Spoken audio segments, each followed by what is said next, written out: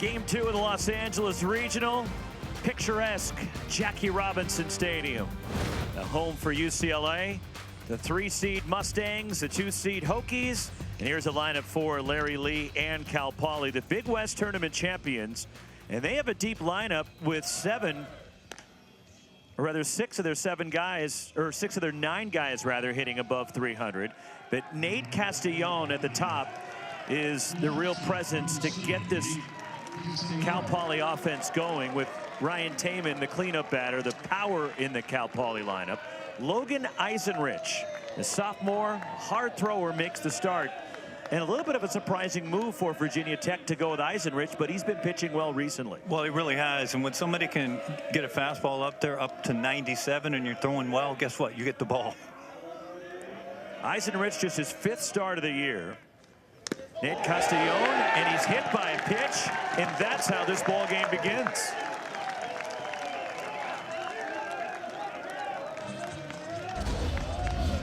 Get another look at this.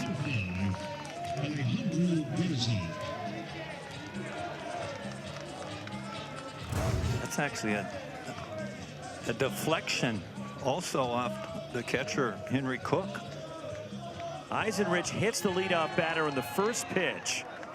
That's the 4th batter he has hit this season. It's always a good sign when the guy gets hit and is smiling at first base.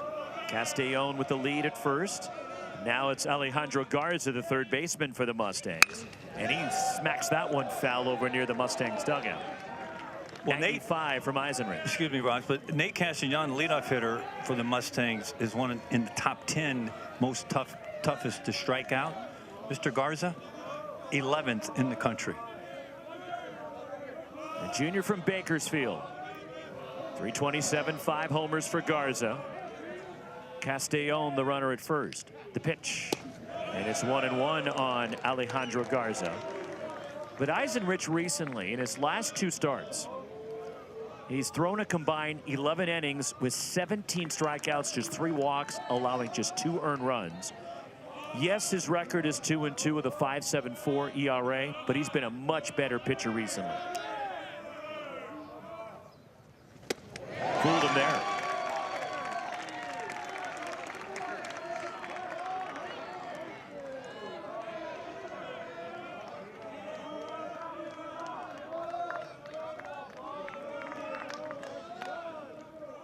Ball and 2 strikes the count on Garza. Eisenrich, the pitch. And that's sent out of play, and we'll do it again. A 1-2 count on Garza. Symmetrical ballpark here. 330 down the lines, 370 in the alleyways, 395 to straightaway center at Jackie Robinson Stadium. The wind has died down. It was blowing out to right field earlier, and balls were carrying. And Jacob Johnson took advantage of that for St. Mary's earlier today, with 2 home runs the opposite way to right field for a right-handed hitter. 2-2 on Alejandro Garza. Well, the Hokies have basically, Roxy, have had 2 different seasons. The first 40 games of the year and the last 20. And we talked to the players yesterday, a bunch of them, and they said they had a team meeting after their series in Stanford, and they basically said enough's enough. We have a big chunk of the season to turn it around, and they have. Chop to the plate, foul, we'll do it again. And I should say they did, which is why they ended up as a number 2 seed here. When you look at their numbers overall, pitching staff, they have an ERA of almost 7. So you would say, well, what's going on here? That said, the last 20 games, not so much. Much lower, and everything was much better. 30-24 overall for Virginia Tech. The 2-2 pitch, reaching for it, and Garza down swinging. And that doesn't happen very much at all. That's just a nasty, filthy sweeper from Eisenrich. You see the arm angle right there? It's a drop down slider, which is effectively why they call it a sweeper. But the minute he drops down, ends up being what would be a hard frisbee. 1 out. Here is Dylan Kordich, the right fielder for Cal Poly, hitting .299. 9 homers for Kordich. Runner at first, one out. Logan Eisenrich. Ball one. Kordich, senior from San Pedro down here, a transfer from Golden West Community College.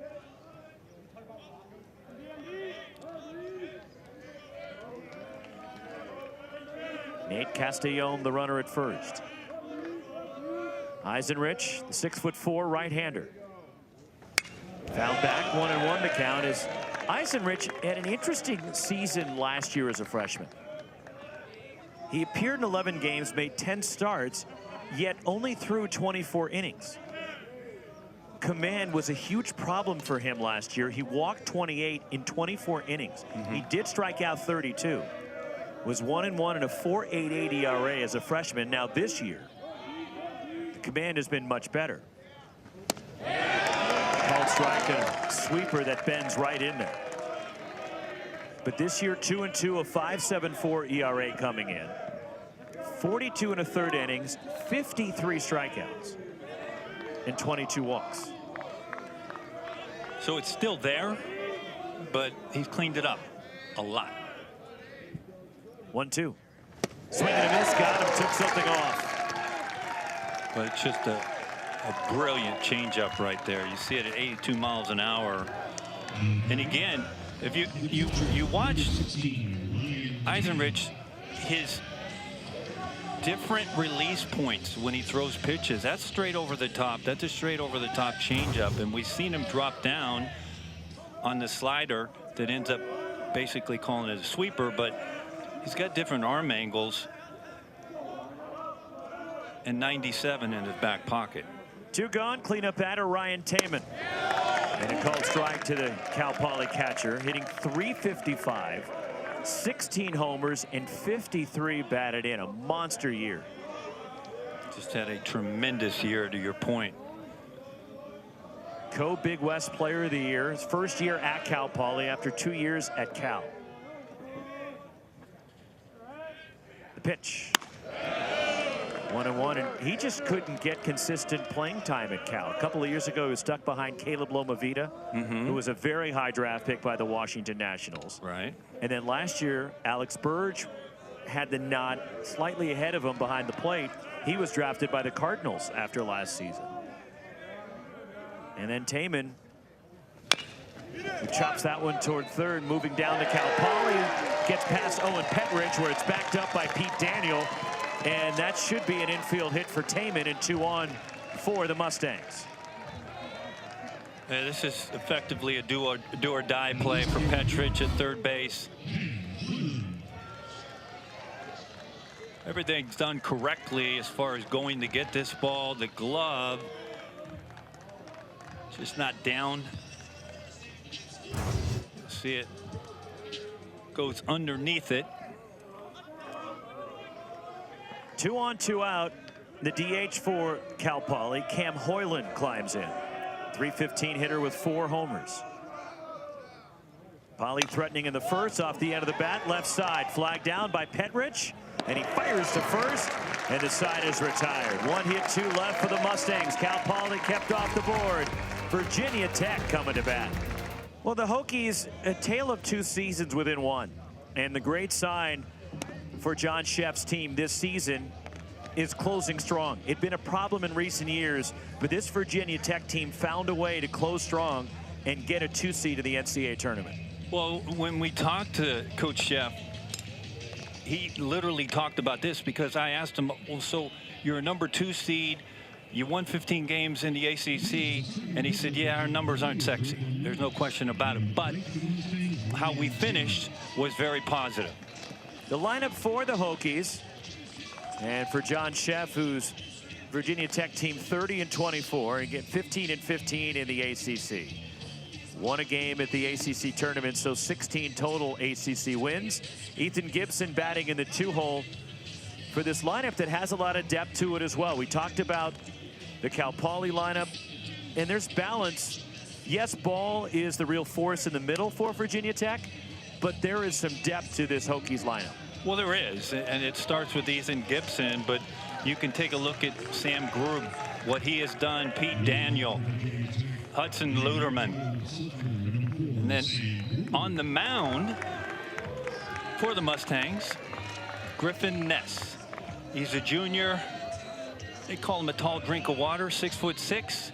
Not a hard thrower. When you talk to Larry Lee about this youngster, he'll tell you he's not a hard thrower. And there are times when it looks like he's losing it, but we stick with him, and you got to stick with him because of all the different variety of pitches he has and how he's able to change speeds. Best pitch, changeup.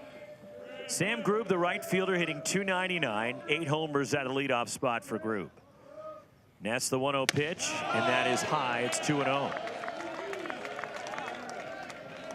And that's where he's going to max out with this fastball, about 89, 88, 89. Grube from Mechanicsburg, Pennsylvania, transfer from Mount St. Mary's.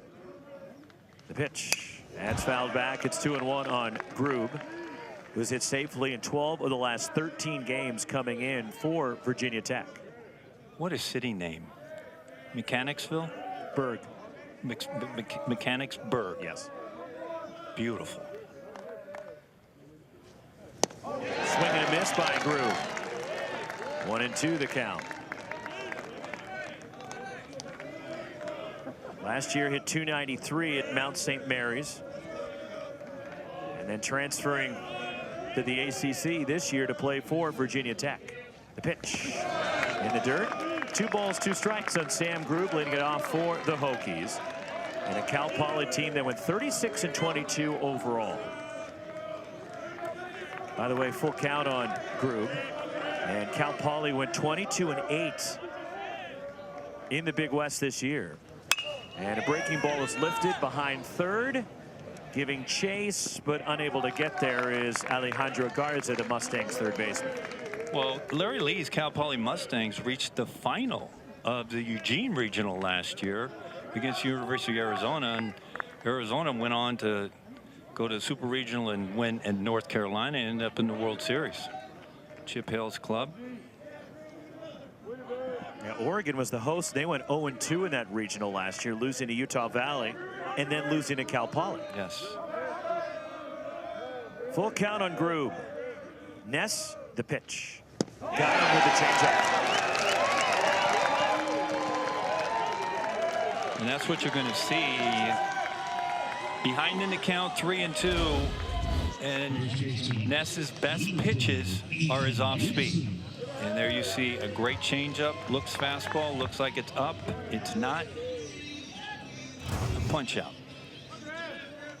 One away. Here is Ethan Gibson, the first baseman for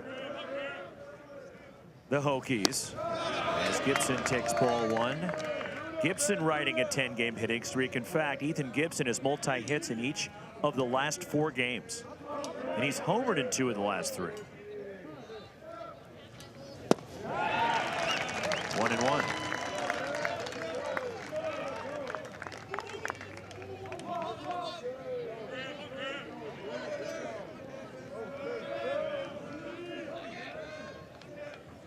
Third year at Virginia Tech for Gibson. And he takes in the dirt from Ness. 2 balls and 1 strike. Griffin Ness, this big 6'6" right-hander, beat San Diego, that is UC San Diego, in his last start 8 days ago at the Big West tournament down in Irvine. He went 7 2/3 innings with 11 strikeouts. Gave up 2 hits and no runs against the Tritons. Yeah, they had to beat the Tritons twice, and they did it. But this was their first game at the tournament. They had to come back and beat UC San Diego to win it. The pitch. And he has Ethan Gibson guessing 2 gone. Well, when you can master and you have the command of a changeup like this, this is why Larry Lee says he sticks with them when he gets into jams, because he has the ability to throw soft and this changeup when he's behind in the count. Here's Henry Cook, the catcher for Virginia Tech. 294, 8 homers for Cook. 2 down in the last of the first, and the breaking ball is in there for a called strike to Cook. He has hit safely 9 of the last 10. He homered in their loss against North Carolina, the quarters of the ACC tournament in Charlotte. And the senior catcher for John Sheff and Virginia Tech. And now Ness backs off the hill. Here is the rare occurrence. Henry Cook is a 4-year player at the same school. What? Yes, few and far between these days.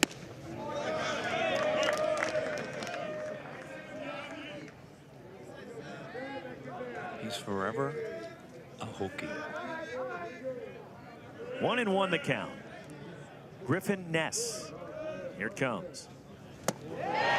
1-2, and Ness, that was his second double-digit strikeout performance of the year against UC San Diego at the Big West tournament. His second start of the year, in 7 innings of 1-hit shutout ball against Washington State, he struck out 14 with no walks as Griffin Ness strikes out the side in the first for Cal Poly.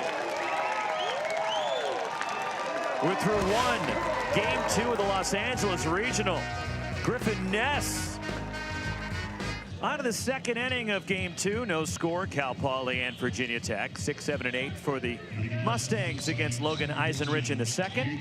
It'll be Jake Downing, Casey Murray Jr., and Gavin Spiridonoff for Cal Poly.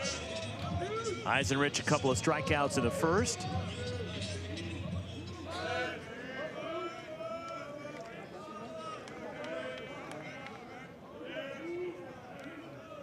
Jake Downing, a .280 hitter with 2 home runs. And he takes strike 1. Downing, honorable mention all Big West. Went 3 for 13 at the Big West tournament last weekend.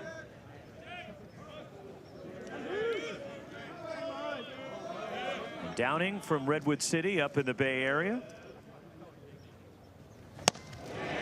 0-2 on Downing, and we talked about it earlier in the first game. Guys that went to Sarah High School in San Mateo. Well, he was teammates with Ian Armstrong, Ian Josephson, Sam Kretsch, who we anticipate starting for St. Mary's tomorrow. They all played high school ball together. And the sophomore Downing. The pitch off the end of the bat, and cute foul. Will do it again. Well, if you're not familiar with Virginia Tech, how they wear their uniforms, their pants are up, and there's a lot of sanitary right there, and there's a lot of stirrup and all that. And that comes, we talked to John Sheff, the skipper of the Hokies.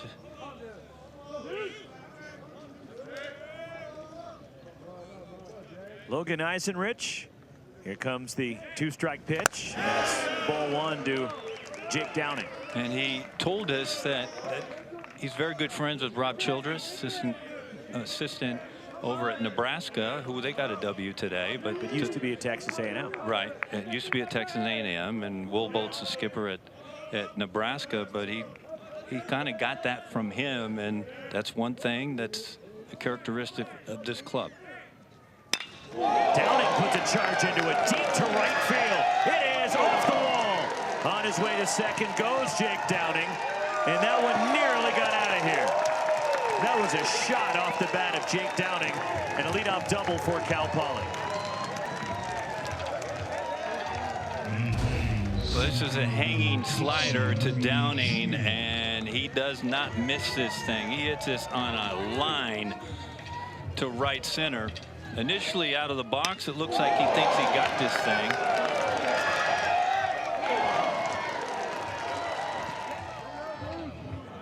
It's up going off the base of the wall. It's up on second. 16th double for Downing. Now it's Casey Murray Jr. for the Mustangs. Center fielder hitting .307 with 5 homers. Logan Eisenrich delivers, and Murray pulls the bat back. It's ball 1. That double by Cal Poly is their 152nd double of the year.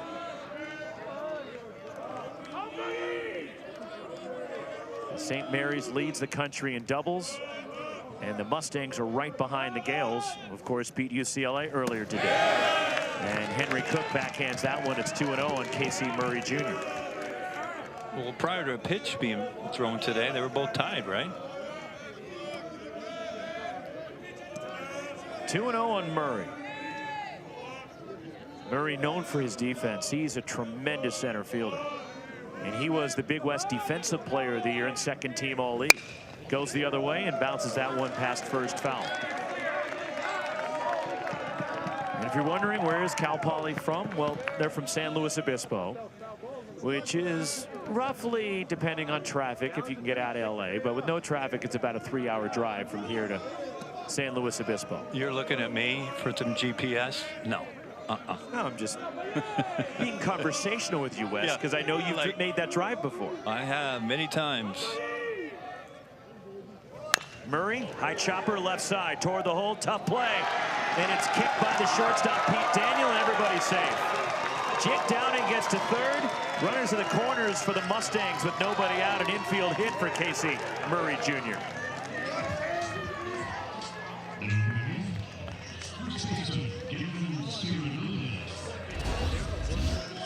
It's not how hard you hit it, it's where you hit it. We've heard that forever. This ball's not hit hard at all. You see the third baseman, Petrich, is playing in, so this ball ends up in the 5-6 hole, and there's really nothing Pete Daniel can do about this. He's not going to get an out. He does a good job to keep it in front of him. Now it's the first baseman, Gavin Spiridonov. 293 hitter, and he chops it to the right side. At second base, Ethan Ball on a high bounce. Gets rid of it quickly for the out. Murray goes to second. Jake Downing is in, and Cal Poly strikes first. Some good situational hitting right there. You put the ball in play. You have runners at the corners of less than 2. And what's even better is he hits the ball to the right side, so he advances the runner to second, run on the board, and 1 out. And Poly with a 1-0 lead. 22nd RBI for Spiridonov, the freshman from Aliso Viejo here in Southern California. I know where that's at.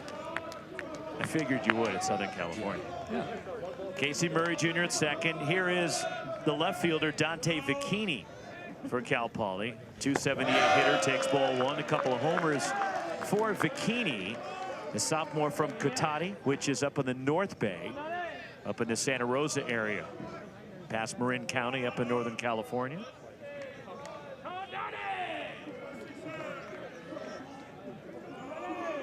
RBI for Gavin Spiridonov at a 1-0 lead for Cal Poly. The pitch. 1-1. Elevating there with the changeup. And it's 1-1 on the 9-hitter Vicchini. Well, Vicchini last year was instrumental in this, a lot of success the Mustangs had up at that Eugene regional. He was just a freshman last year, and we thought he was going to really take off this year. 2-1 on Vicchini. An interesting alignment defensively for the Hokies. With Ball, the second baseman, he's out there in shallow right. Yet the shortstop, Daniel, still on the left side of second base, and you can see where Ethan Ball is playing. Well, it is interesting for one reason. Vicchini can fly. Goes back through the middle and into center. And Vicchini, as Casey Murray Jr. comes in to score an RBI single from the 9-hitter, and it's 2-0 Cal Poly.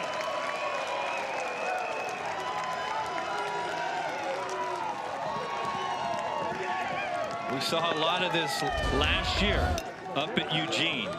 Vicchini putting the bat on the ball and finding holes, and this is a great job on a fastball, elevated up in the zone, right back up the middle. Roxy, you mentioned the shift they had. They were playing him to pull, and he says, don't ever play me to pull. I'll just hit it back up the middle. 2-0 Mustangs. Vicchini at first. Back to the top of the order, Nate Castellon. Hit by a pitch to lead off the ball game, and he looks at a strike from Logan Eisenrich.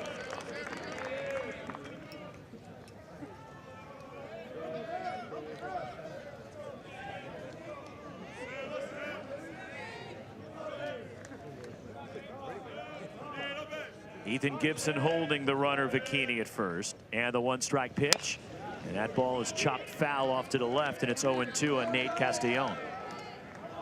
Eisenrich, for me, a little bit of a surprise starter. I anticipated Mr. Renfro, them going with Brett Renfro, who's been their #1 guy this year. But Eisenrich has pitched well here down the stretch. And he gets the nod here from John Sheff in the open. Ground ball left side. Owen Petrich cuts it off. Close play, safe at second base is Dante Bikini.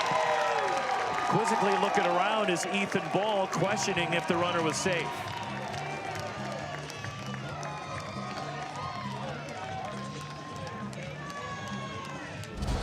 Well, along with getting some hits by the Mustangs, they are hitting the balls to the right spots, and we'll get a look as the ball beat the foot, and that's going to be a close one if they end up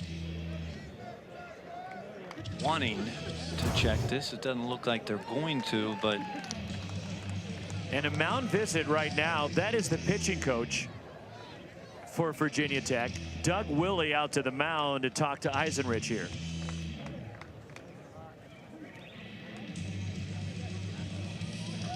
The NCAA Regionals coverage for all 16 sites continues tomorrow on ESPN Plus and the ESPN app. For more information, visit ncaa.com, the home for all 90 NCAA championships.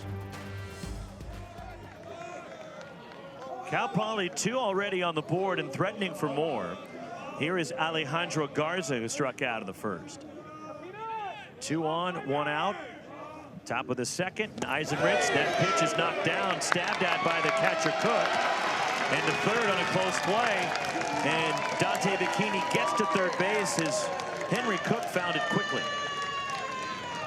Well, he did, and it's a good read. It's a shuffle. If you're a base runner, see the ball in the dirt, you just take off instantly. You can see him in the screen. The ball gets away from him. Ordinarily, you would say, well, what is Nate Castagnon doing at first base? But the ball was picked up so quickly, he saw it in the catcher's hand. And for Virginia Tech, it looked like it bounced up off Alberto Ruiz, our plate umpire, after it was deflected by Henry Cook, as a safety squeeze shown by Alejandro Garza. And it's 2-0. Well, now you're starting to see the repertoire that Larry Lee is famous for. He will hit and run, he will squeeze bunt, he will safety squeeze. He will do everything fundamentally sound when it comes to offense. There's nothing left out. Popped out of play by Garza. But and it's 2-1. Excuse me, Rox, but just by showing Garza, have him square, to act like he's bunting, it puts a seed in the defense of the Hokies. And John Sheff, well, do we play in here? Are they going to squeeze or not? But when you do that, you can gain an extra step. Moved to first by Logan Eisenrich. In step, what I mean is the defense, if they play closer, they can't cover as much ground. So you just gain a step of defense. Defensively for the Hokies, that's how they stack it up. 2-1 on Garza. Bikini at third, Castellón at first. Corners are charging and showing bunt. It's ball 3.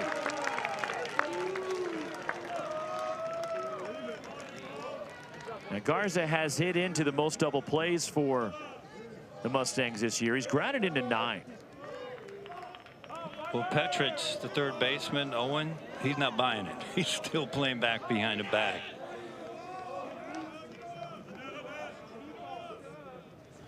And ball 4, they're loaded for Cal Poly. First walk issued by Logan Eisenrich. Dante Bikini in third. Nate Castellón goes to second. And Garza's on, and here is Dylan Kordich for Cal Poly. He struck out in the first. Nobody is stirring around except right now. Now they get it going around, but nobody. Real trouble here for Eisenrich.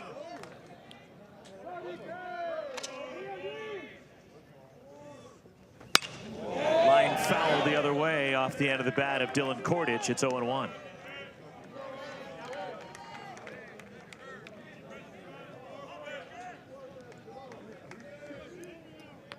Cordage 1 for 5 this year with the bases loaded. 2 already in for the Mustangs here in the top of the second and threatening for more. The pitch. In there, it's 0-2. Top of the zone from Eisenrich.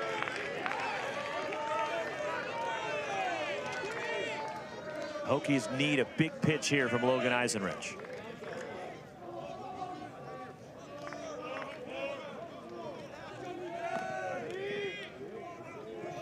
A 2-strike pitch. Got it, struck him out. That was a good changeup.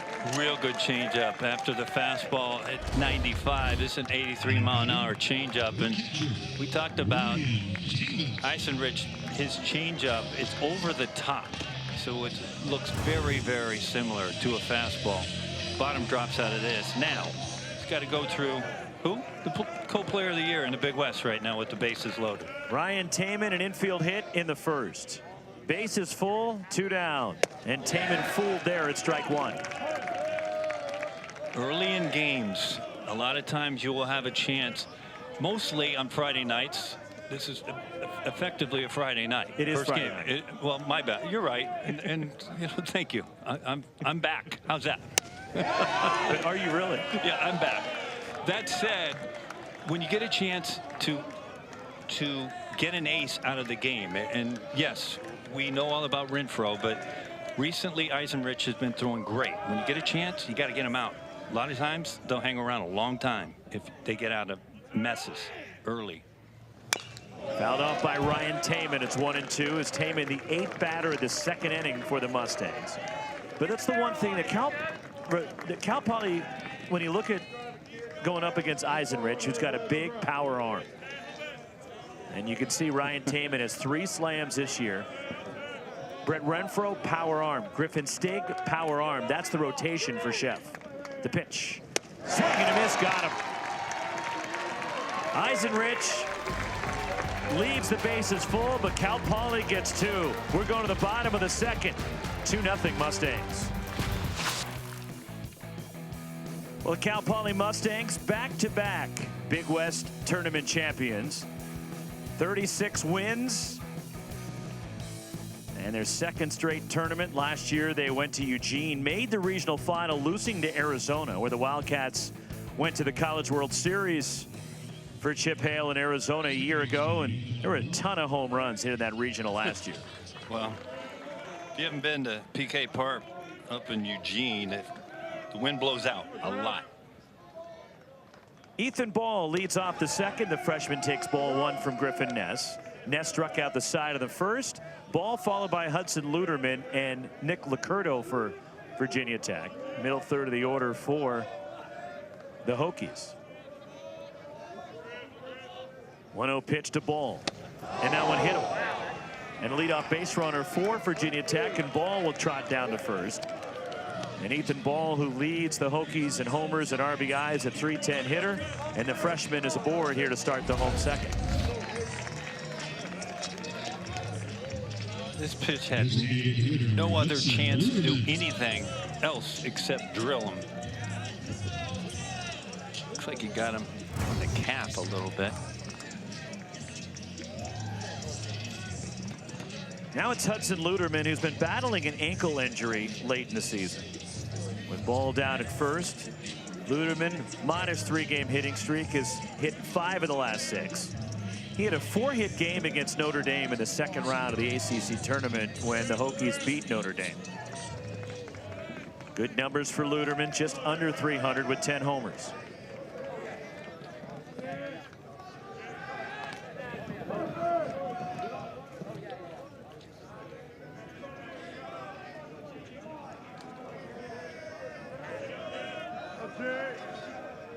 Luderman, the sophomore from Knoxville, Tennessee. Runner at first, short lead for Ball, being held by Spiridonov over there. And a called strike to Hudson Luderman.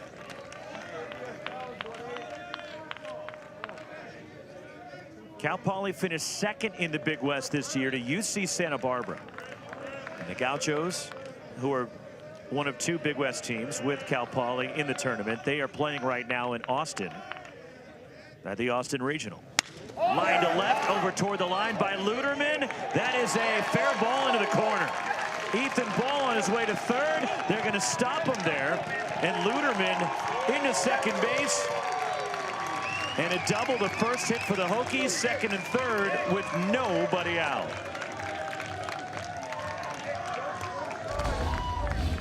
Well, this is a hanging curveball, middle, and Luderman keeps this ball fair off the base of the wall, but this is just a hanging breaking ball. And just like that, after the Mustangs put 2 on the board, the Hokies set up second and third and no outs. Opportunity do some situational hitting and get some free runs. Nick Licurdo, the left fielder, 285, 6 homers. Ness, the pitch. And that's in there to Licurdo for a strike. His -4 game hitting streak broken up by North Carolina in the quarters of the ACC tournament. And 2 hits against Notre Dame in their win against the Fighting Irish in Charlotte. Drove in 2 in that ball game. Lined the other way by Licurdo, sinking, and it falls in front of Dylan Kordich in right. Late break, having to make sure it landed, and then ball comes across. To third goes Luderman. An RBI single punched the other way by Nick Licurdo, and the Hokies are on the board. It's 2-1 Cal Poly. It's a real good job by Licurdo. Yeah, second and third and no outs. Ideally, as a right-hand hitter, you want to hit this ball the right side. It even works out better when it ends up being a base hit. And this is a fastball that Ness tried to sneak by Licurdo. And we'll see a little base running. To Roxy's point, you got to freeze, make sure that ball's down. Run on the board. Runners at the corner, still nobody out. Here's the shortstop, Pete Daniel. And he takes ball 1. Daniel has a 10-game hitting streak going.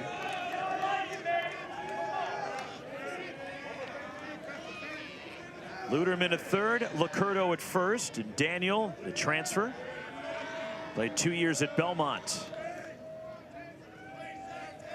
1-0 pitch. That is a strike from Griffin Ness, evening the count. The Hokies, who've won 14 of their last 20.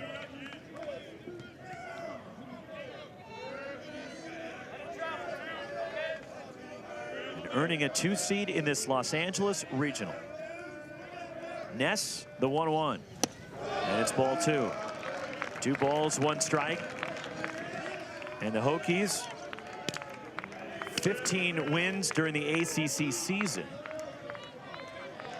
And one of 9 ACC teams in the field, a strong year for the ACC. 3-1 on Daniel. And you look at North Carolina and Georgia Tech and how well they performed. But a deep league, and Virginia Tech a part of it. Look, you win 15 games in the ACC. That's a really good baseball team. Fouled the other way by Pete Daniel, out of play. Well, all their big series, Roxy, the one thing, even when they were playing not so good, they never got swept. And so they got wins against a Georgia Tech, #2 ranked team in the country. A Miami, a good Miami club. Ness, the 3-2 to Daniel. And it's ball 4, and they're loaded. There's still nobody out here in the last of the second.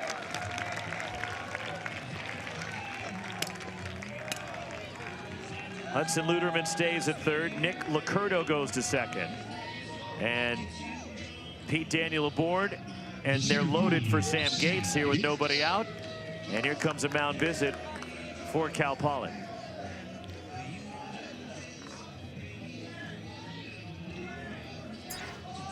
ESPN, the home for the NCAA College Baseball Regionals. For around-the-clock multi-game coverage, scan the QR code. ESPN Plus subscribers can access expanded coverage with Squeeze Play. Matt Schick, Chris Budden, Mike Rooney, Chris Burke. What a crew. Game to game to game to game to game to game to game. And Seth Moyer, the pitching coach, out to the mound for the Mustangs.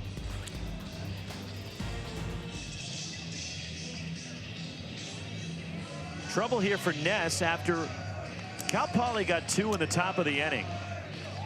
And Virginia Tech already with a run as ball hit by a pitch to start the inning. And then a double by Hudson Luderman, the single by Nick Locurdo. Pete Daniel walked, and they're loaded for Sam Gates, the center fielder, the 8-hitter for the Hokies. Just 225 for Gates, but he has 5 homers. Gates is just 1 for his last 19.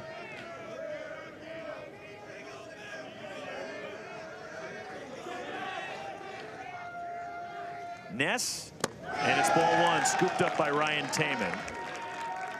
As Gates from Island Heights, New Jersey, 3 years at George Washington.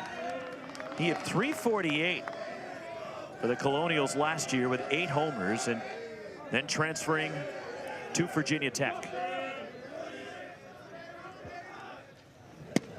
And a change up for a strike, 1-1. Ness and the Mustangs are just trying to get a ground ball. They'll trade a double play ground ball for a run right now. But we talked to Larry Lee, and what he said, hey, we're going to leave him out there. There's nobody up in the pen in the Mustangs bullpen. He has a knack, speaking of Ness, to get out of traffic trouble. 2-1 the count. Larry Lee and the Mustangs.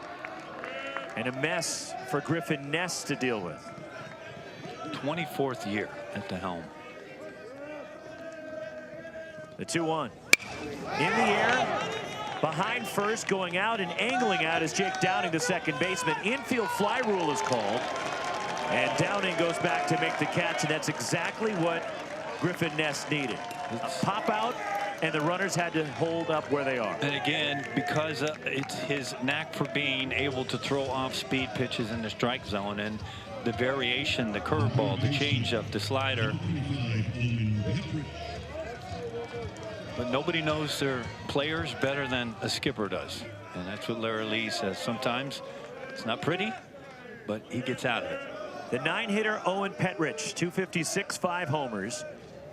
And ground ball to third. This could get him out of it. Alejandro Garza to second. Jake Downing to 2. Around the horn, double play. And Griffin Ness limits the damage to just the 1 run. Bases loaded and nobody out. The pop out and the double play. And that keeps Cal Poly in front. Well, we talked about Ness's knack to get out of messes. Garza over to Downing, and there's your double play. A pleasant Friday night in Southern California. We're in the Westwood section of Los Angeles, just across the 405 from the UCLA campus. Jackie Robinson Stadium, this side of the Los Angeles Regional. We go to the third 2-1 Cal Poly. Cam Hoyland, Jake Downing, Casey Murray Jr., 5, 6, and 7 for Poly against Logan Eisenrich. And a called strike to Cam Hoyland, who grounded out in the first. And if you missed game 1 today, the loser of this game will play the #1 overall seed of the entire tournament, the UCLA Bruins, tomorrow in game 1. 1 strike pitch, and Hoyland, it's 0-2.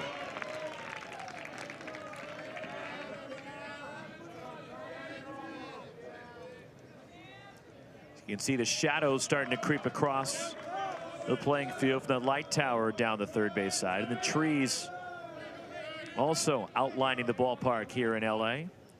The pitch, 1-2 the count on Cam Hoyland. Well, with the sun setting in the west, that's where it's going to come from. Did you just figure that out? I did. It's taken me 7 years. Only 7? I thought we were very unique out here.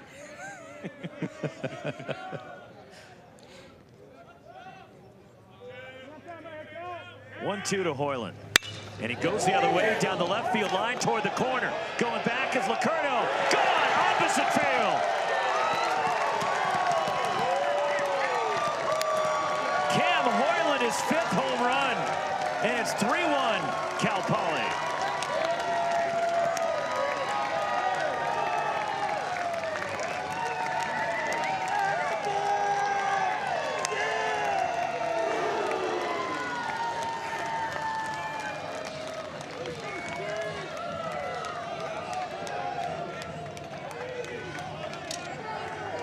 A drive the other way from the Mustangs DH. Yeah, Hoyland, this is a fastball on the outside part. To your point, Roxy, it was a rocket literally down the left field line.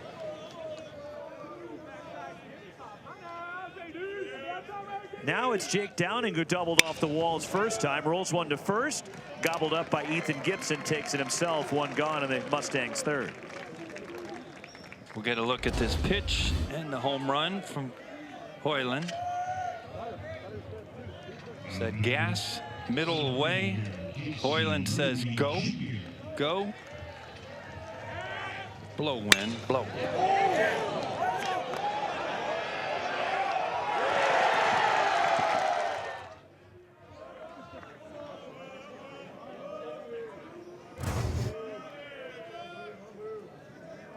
One out here is Casey Murray Jr. He looks at a strike from Logan Eisenrich. Murray, an infield hit, scored a run in the second. 3-1 Mustangs. So after Virginia Tech got a run back in the bottom of the second, Cam Hoyland in the top of the third gets that run right back for the Mustangs. Pulled out toward left, and that drops in for Murray, who's 2 for 2. And Casey Murray Jr. takes an aggressive turn, gets back. He just flicked it out to left field, stuck the bat out. You look at the bracket for the Los Angeles Regional, and as Wes talked about, with the surprise result earlier today with the #1 overall seed in the tournament, UCLA losing to St. Mary's, the first time that a #1 overall seed has lost the first game of the NCAA tournament. Strike one to Gavin Spiridonov, Cal Poly first baseman.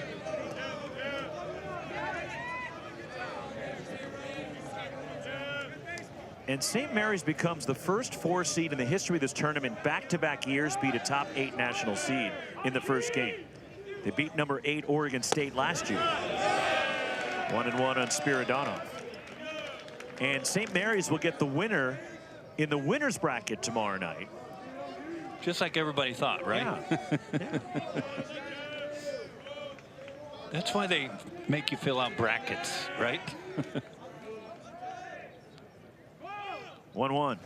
Swing and a miss. Good fastball from Eisenrich. That's got so much sink on this. It drops down a little bit.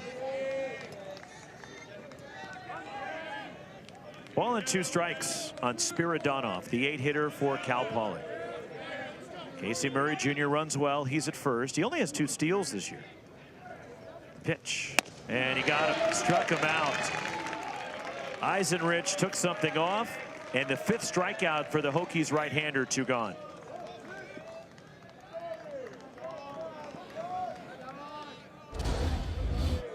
Well, this is Murray's hit to left field. And sometimes you can make a pretty good pitch as a pitcher, but a hitter will do a better job of hitting. And to Roxy's point, when he said he just put the bat out there and the ball hits it, that's some plate coverage. And when you start covering the ball away and reacting in, you're able to do stuff like this. Murray runs. The pitch is a ball throw to second base, and Murray with a steal. 3rd stolen base for Casey Murray Jr. on the season. And with Dante Bikini, the 9-hitter who had an RBI single in the second at the plate, Murray runs into scoring position. Well, maybe he heard you, Roxy, because he hasn't run much this year, but he can run, obviously, and he just outruns the baseball here. But Cal Poly as a team doesn't run much. That's only the 21st stolen base for the Mustangs this year. Well, how long have we known Larry Lee? He's very confident in his knowledge of hitting, and he rightly so. And unless he thinks he's got an 85% chance of stealing a bag, he's going to rely on his bats in his lineup. A look back by Eisenrich. And it's ball 3. Fastball runs into Dante Bikini. The top of the order, Nate Castellon on deck. As Eisenrich already at 60 pitches with 2 outs in the top of the 3rd.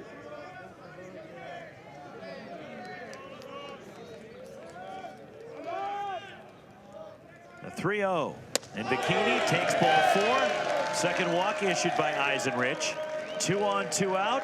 Back to the top of the Cal Poly order, and here comes Nate Castellon. You know, back to Larry Lee. His 24th year at Cal Poly. I find this amazing that 19 years he has finished in the top 4 of the conference he's coached in the Big West. 19 times. It's good when your leadoff hitter's batting for the 3rd time in 3 innings. Well, it's good if it's your guy. Yeah, correct. Not so good if it's the other side. 0-1 on Castellon.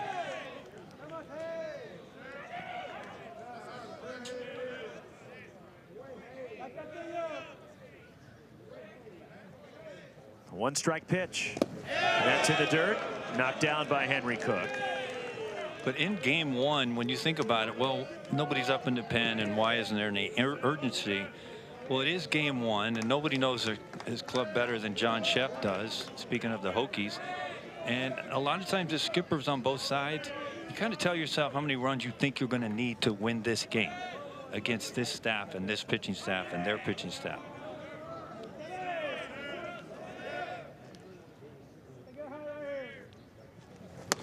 Way outside. And I get the sense that John Sheff thinks it's going to take more than 5 runs to win this game. Some stirring in the Hokies bullpen, but nobody stirring cocoa. Loosening just yet. Yeah. Nobody's up on a bump yet. Eisenrich checks the runners. The 2-1 to Castellon. Popped up. This will get out of play. And it's 2-2. Castellon, such an interesting player. We saw him for the first time last year up at the Eugene Regional, starting as a freshman, and boy, was he stellar defensively. Got some big-time hits. Another one, along with Bikini, who Larry Lee thought might take off this year. Had a good year. 329 for Castellon. There is activity beginning in the Hokies bullpen. Here comes the 2-2. And that one's off the end of the bat. Just fighting it off is Nate Castellon. Literally off the end of the bat. Ethan Grimm, right-hander, begins to loosen for the Hokies. Well, when you start to look at the pitch count here, just through 2 2/3, it's already at 66. That's the concern.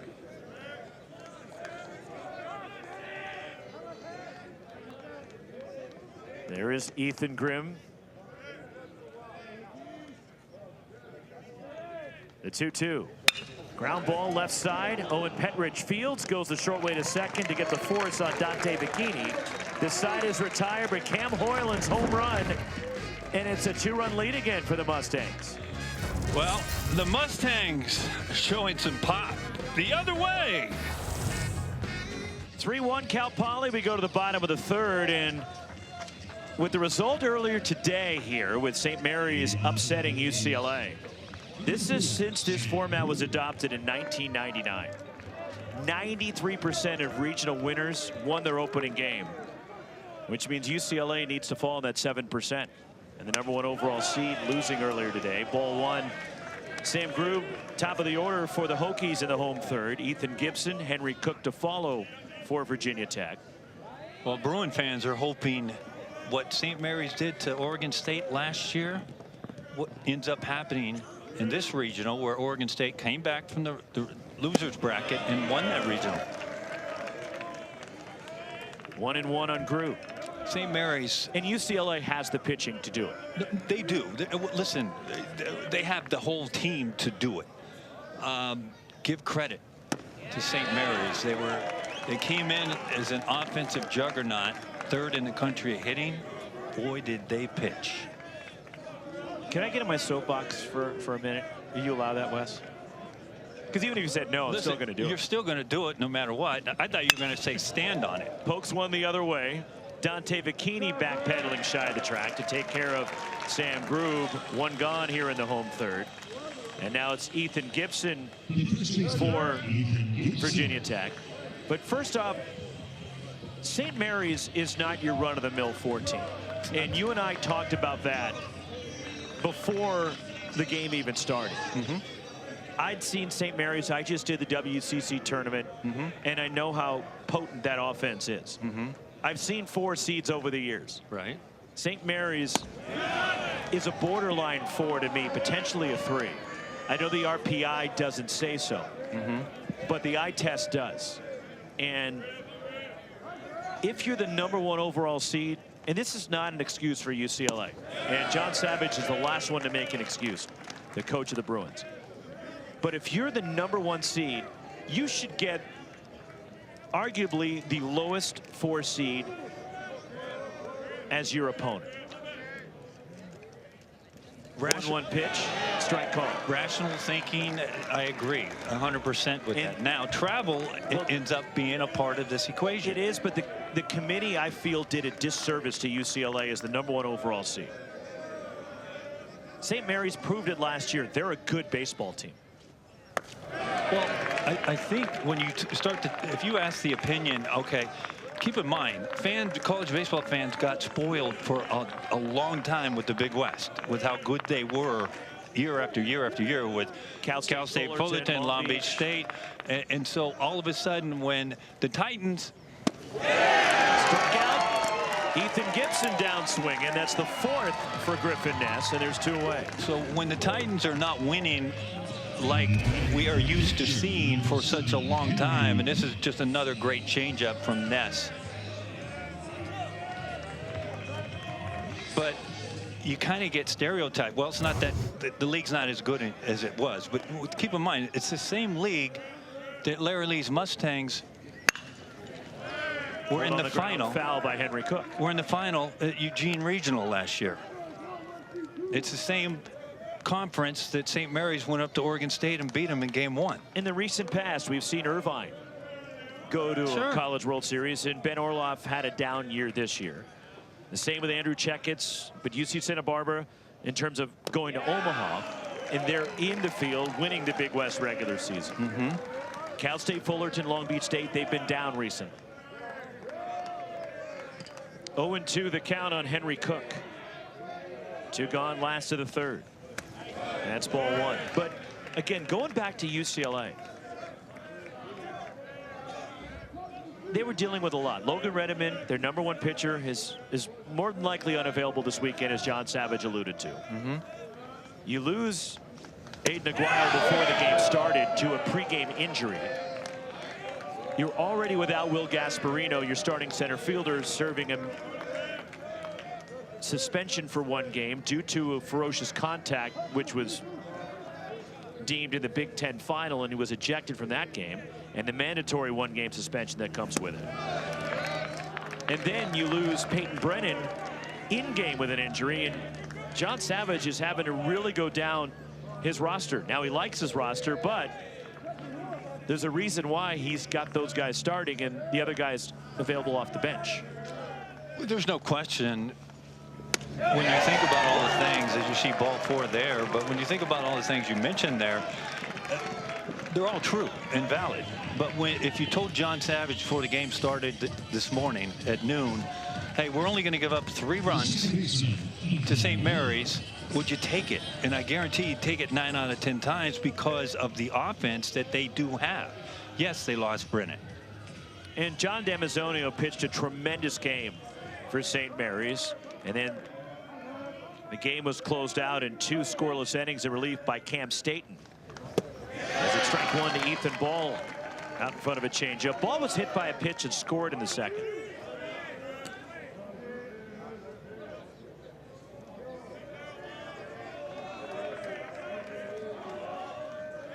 Short lead at first for Henry Cook. Griffin Ness, the 1-strike pitch. And now it's blocked by Ryan Taman. That bounced in front of the plate. And it's 1-1 on Ethan Ball, the cleanup batter for the Hokies. Well, for every record that you set, you can set another one. And the Bruins have an opportunity to do something that's never been done.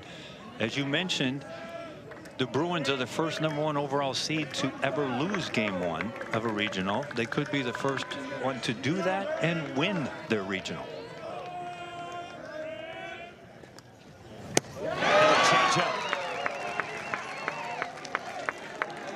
1-2 on Ethan Ball.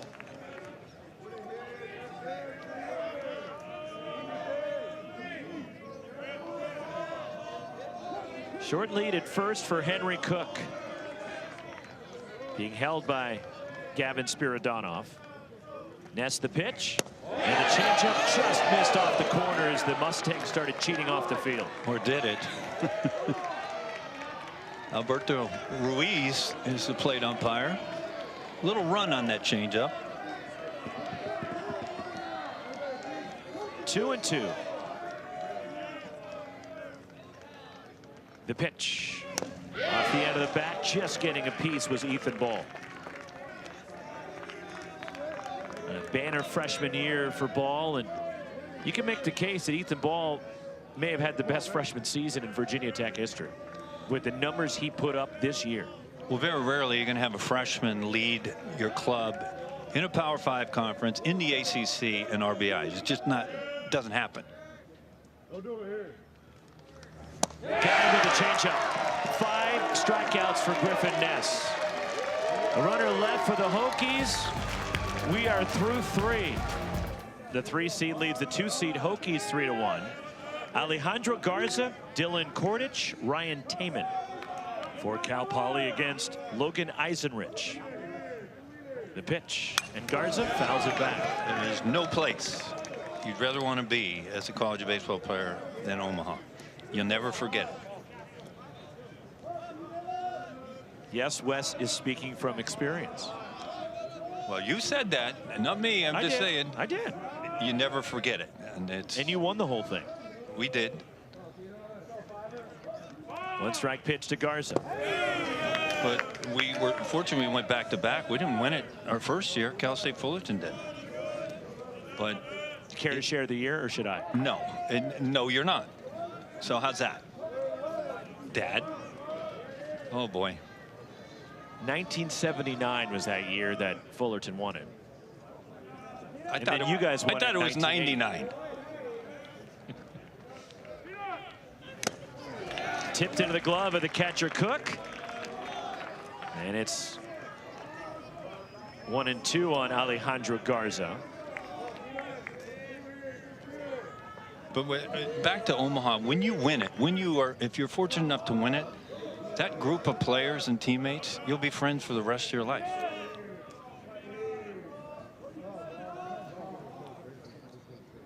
One, 2 in the dirt. 2 balls, 2 strikes. Virginia Tech, they lost in a super their last trip to the NCAA tournament. That was in 2022. They hosted a regional. They were the #4 national seed. And they swept through the Blacksburg Regional, beating Wright State and then Columbia twice to advance to a super, hosting Oklahoma, but lost in a winner-take-all Game 3. 2-2. Lined out to center, right towards Sam Gates. And there's out number 1.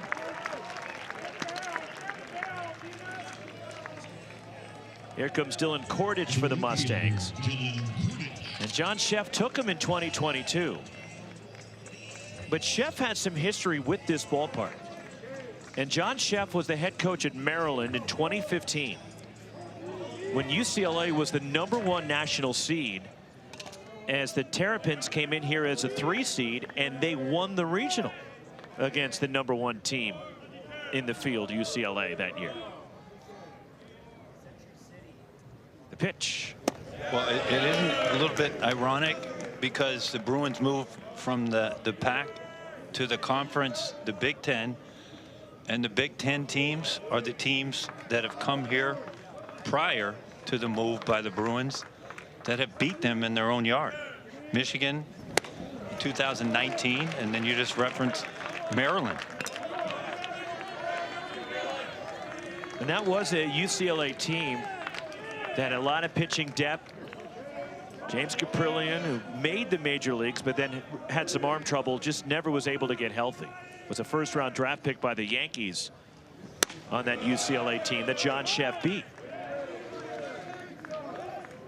And you can make the case that the closer for that UCLA team, David Berg, yes, Everyday among Dave, the greatest closers in the history of college baseball. There's no question. The nickname Everyday Dave. because he literally almost pitched every day. 3-1.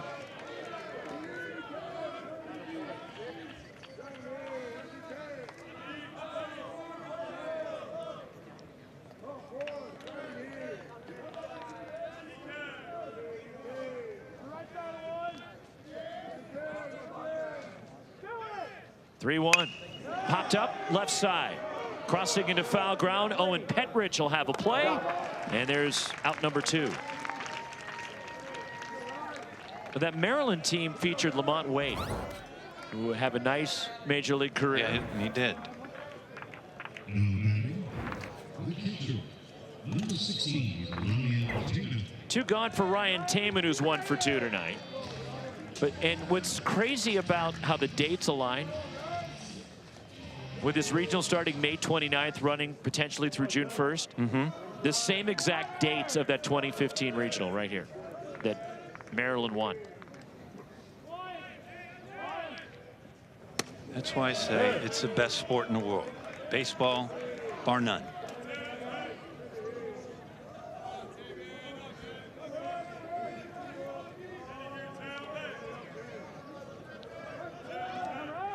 One and 0 and Ryan Taman here with 2 outs in the 4th. 3-1 Mustangs. And it's ball 2.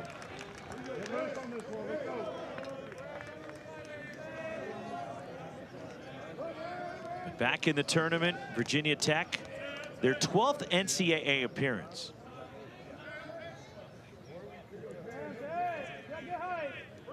The 2-0. Full Taman there. It's 2-1, and it's the 5th NCAA tournament appearance for Cal Poly, 2nd consecutive year, and the 2nd time Cal Poly has been a regional here in LA. Taking a look at the scores as they go by. How about St. John's taking care of Florida State? The 2-1. Taman takes low. It's 3-1. Here's where you got to be careful if you're Eisenrich. To Taman, you throw him a 3-1 fastball middle, it could end up in the trees.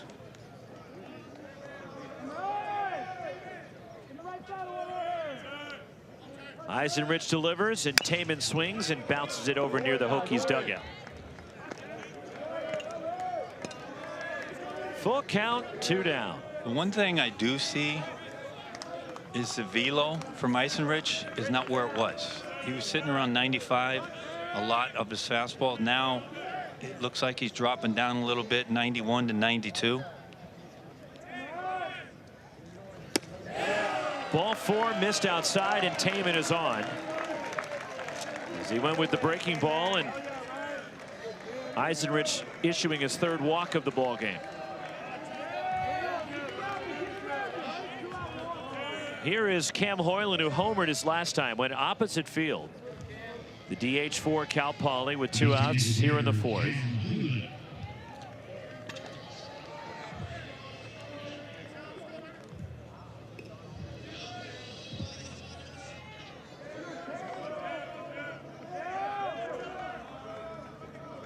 Here it comes. Just missed to Hoyland. Just a little bit low, and Eisenrich, you could see a little frustrated with some of those low pitches he is not getting. And it's been the bottom of the order tonight for the Mustangs. In order to win in the postseason, you need contributions from up and down the lineup. Out in front of a changeup there, it's 1-1. Well, the bottom just fell out of that one. Well, that's back-to-back changeups right there, and I'm sure Hoyland was thinking, all right, you started me with a changeup, trying to rush a fastball. Eisenrich also approaching his season most in pitches. The season high is 88. He's at 85. And that's way inside, and Hoyland gets hit. And the 2nd Cal Poly batter that's been hit tonight. Taman will go to 2nd. There's 2 on, 2 out for Jake Downing. And that's the hardest fastball of this inning at 95, and it nicks the shoulder of Hoyland, but this had no chance to be a strike when it left the arm of Eisenrich. To your point, the highest pitch total so far this year, he's at 86 as we speak. Ethan Grimm Loosening again in the Hokies bullpen. It's ball one down low to Jake Downing, who doubled in the second. He is 1 for 2. This is where you might think about a trip out to the mound to get your bullpen hot. The 1-0. Missed again to Downing. Well, you see the body language from Eisenrich. He's not happy at all.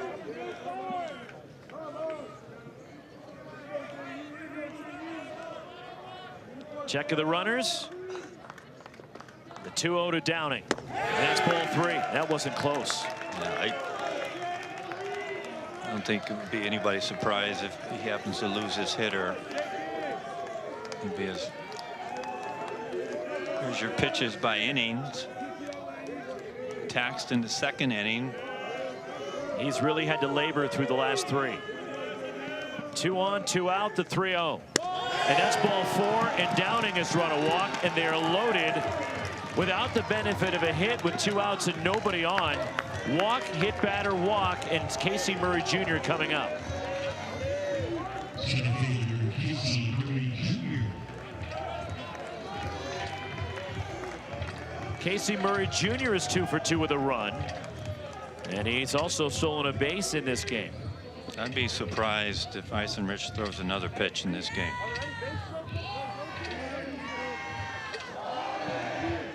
They sent Henry Cook, the catcher, out to talk to him. My guess is to buy some more time. And he's been dealing with traffic from the outset tonight. He has, Ross. On the first pitch of the night, he hit Nate Castellón. Cal Poly through the first 3 innings stranded 7. They got 3 runs. And now they have the bases loaded here in the 4th with 2 down. Still looking at the Hokies dugout, and here we go. Now Doug Willie comes out of the dugout, the pitching coach for Virginia Tech. Ethan Grimm has been loosening. He's been getting greased up down there in the bullpen for the Hokies. And we'll see what Doug Willie decides to do. 90 pitches, a season high for Eisenrich. Making his 5th start of the year. Now our plate umpire Alberto Ruiz reaches the hill, and a call to the bullpen has been made for Virginia Tech. Logan Eisenrich lifted after 3 2/3. He leaves with the bases full. Ethan Grimm trying to clean up a mess coming out of the bullpen for Virginia Tech. Big spot early in this game, and the freshman Grimm will try to wiggle out of it for the Hokies. Look at the bracket for the Los Angeles Regional. Our winner will get St. Mary's tomorrow in the winner's bracket game, while elimination game tomorrow afternoon. UCLA against the loser of this game, as Logan Eisenrich lifted after 3 2/3. Leaves the bases full for Ethan Grimm, and the freshman out of the bullpen trying to keep this a 2-run ball game here in the top of the 4th. Casey Murray Jr. takes ball 1. He has singled twice and scored a run. This rally started with 2 outs and nobody on. Walk hit by pitch, and then another walk. And the freshman Grimm, there are his numbers on the year. The other way, and this one peels off foul off the bat of Murray over toward the Cal Poly bullpen. And you will see this a lot with freshmen. Grimm gets it up there 94 miles an hour, but you see 43 innings, 24 walks. So there's always seems to be, with power arms that are young, when they come in, they have some command issues. Grimm, who's made 7 starts this year. 10 relief appearances, now his 11th appearance out of the bullpen, and a called strike. 1 2 on Casey Murray Jr.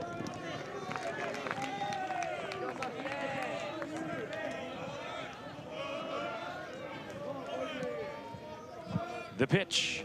Murray goes the other way and pokes it foul. And we'll do it again, 1 2 with the bases full for the Mustangs, as the Pennsylvania native Grimm on the mound. Appeared in both games at the ACC tournament for Virginia Tech. The pitch. Murray, a high chop. It's going to be a tough play. Penrich cuts over. On the move. Tries to put it safe. Infield hit. Casey Murray Jr. with a chop that brings in a run. 4-1 Cal Poly.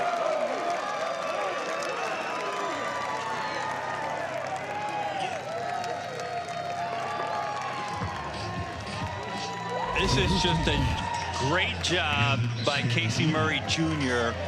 In his mind, he was going to put this ball in play regardless. He choked up a little. Petrich had no chance because of the speed of Murray. And you see Murray turns from a hitter to an umpire right about here. I'm safe. Ball one to Gavin Spiridonov, who is 0 for 2 with an RBI. Casey Murray Jr. now 3 for 3 in the ballgame. Well, he was productive last offseason up in Eugene as well. Pitch. And that one's fouled off by Spiridonov. 1-1 the count. Grimm pitched against North Carolina at the ACC tournament. Last Friday, he went 3 2/3, giving up a run on 2 hits with 4 strikeouts as the Tar Heels eliminated Virginia Tech from the ACC tournament in Charlotte. Strike call. 1-2 on Spiridonov. Grimm started the game a week ago Wednesday, did not record an out against Notre Dame. Gave up 4 runs, throwing 24 pitches, and faced only 5 hitters.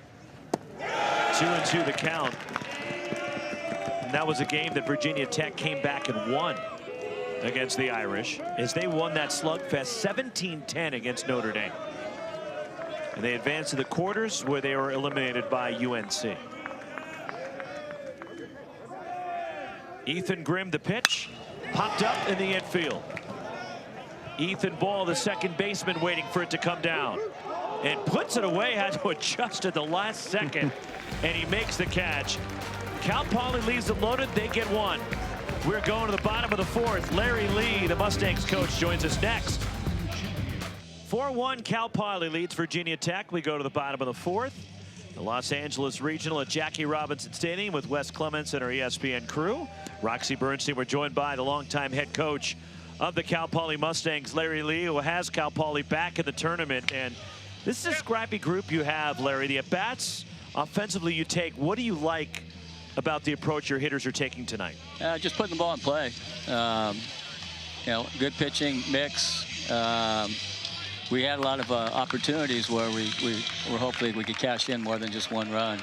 But as long as you create opportunities, you're doing the right thing. But we got about 3 Baltimore chops, and that helped us out tremendously.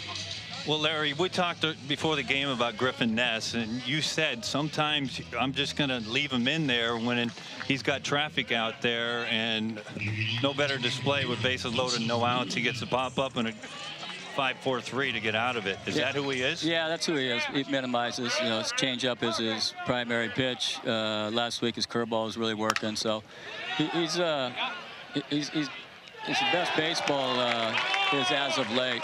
So you know, he's our guy, and we have to rely on him. He has to give us length, and he's got to get us outs. And if we get a lead, he's the guy that has to maintain that lead.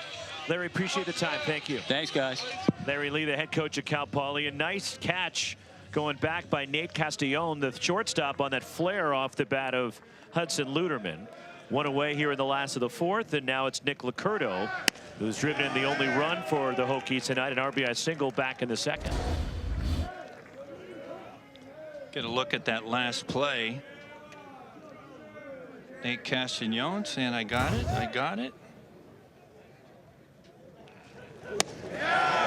Now, what's interesting, we were talking about Larry Lee and the respect he has all across the country. Rick Vanderhook, former skipper at Cal State Fullerton, he sent me a text in between innings, and he said when he was coaching with George Horton, who George coached with the great Augie Garrido. Ball drilled out toward deep left center, racing over Casey Murray Jr. He'll get there and make the catch shy of the track as the Big West Defensive Player of the Year runs that one down. Well, he can cover some territory out there in center field, can Casey Murray Jr. But back to what Rick was saying, George Horton ended up coaching taken over the helm of the Titans, won a national championship when Rick Vanderbeek was there. But George asked Rick, go watch Larry Lee coach base stealing. That's how respected he was back then. You're talking about somebody who won a national championship wanting to go watch how Larry does it. Ball one to Pete Daniel. He walked in the second for the Hokies. And I guess the good news for Larry Lee is you're up 4-1. The bad news is, and he alluded to it, they've left 10 runners on in the first 4 innings tonight. Now give credit, Virginia Tech has made some big pitches to get out of those jams. But when you see 10 runners left through 4 innings, it's frustrating. When have you ever seen a satisfied skipper? The end of a season when they win it all. What year? Ground ball, left side. Over and in. Alejandro Garza, the third baseman, handles it in a 1-2-3 frame. For Griffin Ness on 7 pitches. We're through 4. 4-1 Mustangs. Jackie Robinson Stadium on this Friday night. The site for the Los Angeles Regional. 4-1, the 3 seed. Cal Poly leads the 2 seed Virginia Tech Hokies. As we go to the 5th, 9-1-2 for the Mustangs. Dante Bikini, Nate Castillon, Alejandro Garza. For Cal Poly against Ethan Grimm, who took over and left the bases full in the top half of the 4th inning. And Dante Bikini, an RBI single in the 2nd, walked in the 3rd. He'll lead it off for the Mustangs here in the 5th. And Eisenrich went 3 2/3, giving up 4 runs on 7 hits. But the pitch count was getting up, and he was dealing with traffic all night long.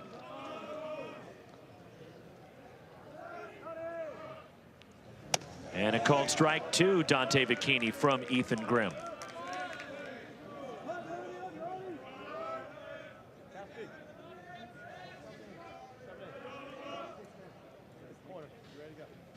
One strike pitch. Check swing. Did he go? An appeal no, says Mike Morris, our third base umpire. And it's 1-1 on Bikini leading off the 5th for Cal Poly. Larry Lee, coach's third for the Mustangs. And Bikini out toward the deep left center field toward the alleyway. That is off the wall. Played by Nick Licurdo, and pulling into second base. Dante Bikini doubles off the base of the wall in left center.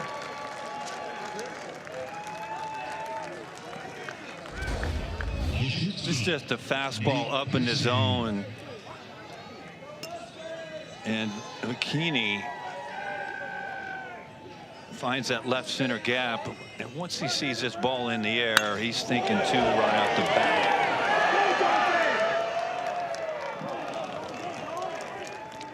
His 11th double of the year. He's at second for Nate Castillon. Corners charging as Castillon lifts one out toward right center. Racing back, Sam Gates on the run, reaches out and makes the catch. Tagging, Dante Bikini breaks for third on the long fly out and a tremendous running catch. Sam Gates covered a lot of ground for Virginia Tech out there. That's a great job, number 1 by Castillon.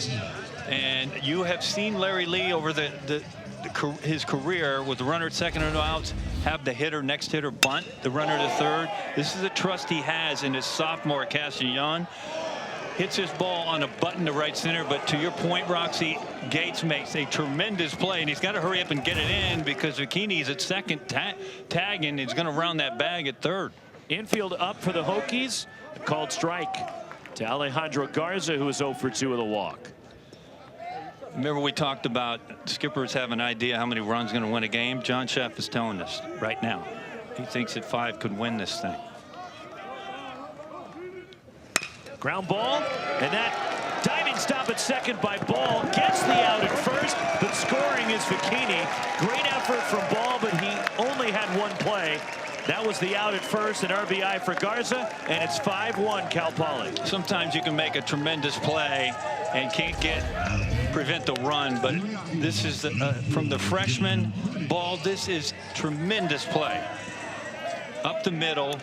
And we talked to John Sheff, the skipper, and he said when it started to turn, 4 Ball is on the defensive end. Now it's Dylan Kordich for the Mustangs. 0 for 3 tonight. And that's where Ball has made the biggest strides. You look at the offensive numbers and they're impressive. But Ethan Ball, the strides that John Sheff has seen in him defensively is what has truly made him the well-rounded player that he has turned into, and a member of the ACC all-freshman team this year. 1-2 on Dylan Kordich. Ethan Grimm, the pitch in the air, right center field. Going back is Groob to the edge of the warning track, reaches up and makes the catch in deep right center field as Kordich gave it a ride, but a great effort and a terrific catch by Kordich to retire the side.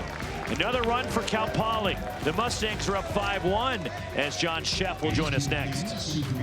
Home half of the fifth as Cal Poly leading Virginia Tech 5-1, and for the Hokies, it'll be Sam Gates, Owen Petrich, and Sam Groob as we welcome in the head coach of Virginia Tech and John Sheff. And Coach, we were talking yesterday just about your team down the stretch. And what have you seen? What have you really liked about this group, the way they closed the regular season? Yeah, I mean, I think our guys played some of their better baseball in the second half. You know, we were lucky enough to stay relatively healthy. You know, we went out there and I think we won like 5 ACC series in a row or 4, something like that. I don't know, but I mean, you know, guys are consistent. They're consistent in their preparation, and they came out to play every day. You know, whether it went our way or not, I thought our guys were pretty consistent down the stretch, and we're gonna have to be that way to get back in this game right here. So your kid's doing a nice job, Nass. Well, John, if you can you talk a little bit about Ethan Ball and what you talked about him on the defensive side, how that kind of helped on the offensive side? I mean, the play he just makes is incredible. Oh yeah, no, everybody talks about his offense, which they should, but like his defense has been, I think, has been his biggest plus moving forward. Considering when he came in, it wasn't not good. He just wasn't very polished that way back in August. So I think he's done a really good job to get to this point and become a complete player, and that's really what he is. I think that's what you're seeing here right now. Coach, appreciate your time. Thank you. Yep. Thank you, guys. John Sheff, the head coach of Virginia Tech, as his Hokies trying to get something going here in the bottom of the fifth. Sam Gates, a pop out of the second. He is 0 for 1. 5-1 Cal Poly, and this game seemed to swing. Big momentum shift in the bottom of the second. And strikeout for Ness, who rears back, and the fastball elevated. That is the 6th strikeout for Griffin Ness. Well, and there's one away. As many off-speed pitches as Ness has thrown, his 89-mile-an-hour fastball will play like it's 94, 95 to some of these hitters, because they continue to see change-up, breaking pitch, change-up, and next thing you know, 89's coming, but it looks 95. So that's what it plays like. Owen Petrich looks at a strike from Ness. But at the bottom of the second, after Cal Poly got 2 in the top of the inning, a run already in for the Hokies. They had the bases loaded with nobody out, and Ness was able to limit the damage and escape with just the 1 run. He got the pop out from Gates, and then Petrich grounded into hit a sharp ground ball, but into a double play, and that got Cal Poly out of the inning.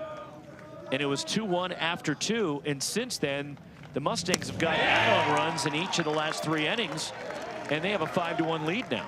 There's no question about it, Rox. We talk about you got to have a chance to get an ace of a team, and we just heard Larry Lee say Ness is our man, so he's their ace. If you have a chance to get him out of the game early, you got to get him, otherwise they'll settle in.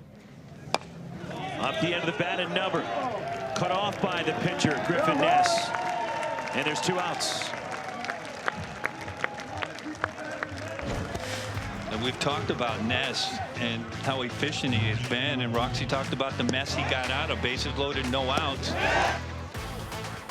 But this is a part of his repertoire. It's all mostly off speed, straight changeup again. Another fastball that plays 95, another fastball with 2 strikes, but he's been so efficient in the strike zone. Back to the top of the order, and Groob pops it up. Foul ground left side, and unable to get there is Alejandro Garza. And it's 0-1 on Groob, who was 0 for 2 in the ball game. Ness, who's retired the last 6. And he's not given up a hit since Nick Licurdo's RBI single with nobody out in the 2nd inning. The only base runner that's reached since the 2nd was a walk to Henry Cook in the 3rd. Well, there are times when you face somebody, and again, we're talking about the mean fastball across college baseball is probably 92 or to 93. And so when you are sitting in that dugout of the Hokies, you're seeing an 89-mile-an-hour fastball and a changeup. And you're going back and you say, well, he's not throwing that hard. And then soon, before you know it, you're in the 7th inning and you're a little bit frustrated as a hitter. Changeup is looped out in the shallow center, and it drops in front of Casey Murray Jr. And a 2-out hit, and Sam Grube is on for the Hokies. And a 2-out base runner for Virginia Tech. That will bring Ethan Gibson to the plate. And Grube has now hit safely in 13 of the last 14 games for Virginia Tech. Well, you've heard that saying, Rocks, hit it how they throw it, right? That's what that was. Change up, feathered out to center. Gibson has struck out twice, checks his swing. No on appeal.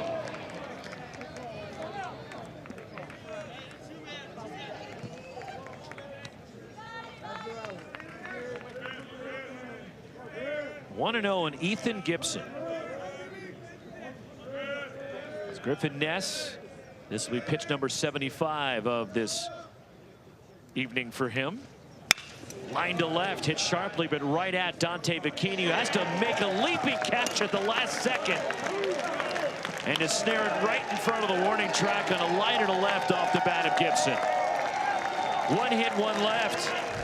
Dante Bikini had to make that a little bit more exciting than I think he wanted to. Well, he did. I mean, but he's a sophomore and he's athletic, and he said, you know what? I got this thing. Jackie Robinson Stadium in Los Angeles, a 5-1 lead for the Mustangs. And Cal Poly here in the 6th with Ryan Taman leading it off. Middle 3rd of the order, Cam Hoyland, Jake Downing to follow. And this Cal Poly attack tonight, they've been putting runners on left and right. 2-1 on Taman.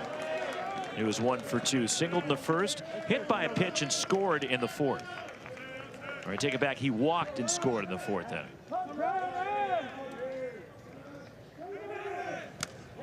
Tied up there by Grimm. Tipped into the glove of the catcher Cook. And it's 2-2 on Ryan Taman leading off the 6th. The winner will get St. Mary's tomorrow night. And the loser turns around tomorrow afternoon and plays UCLA.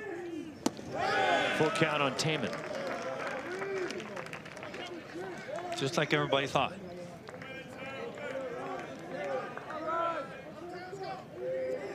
Full count on Taman.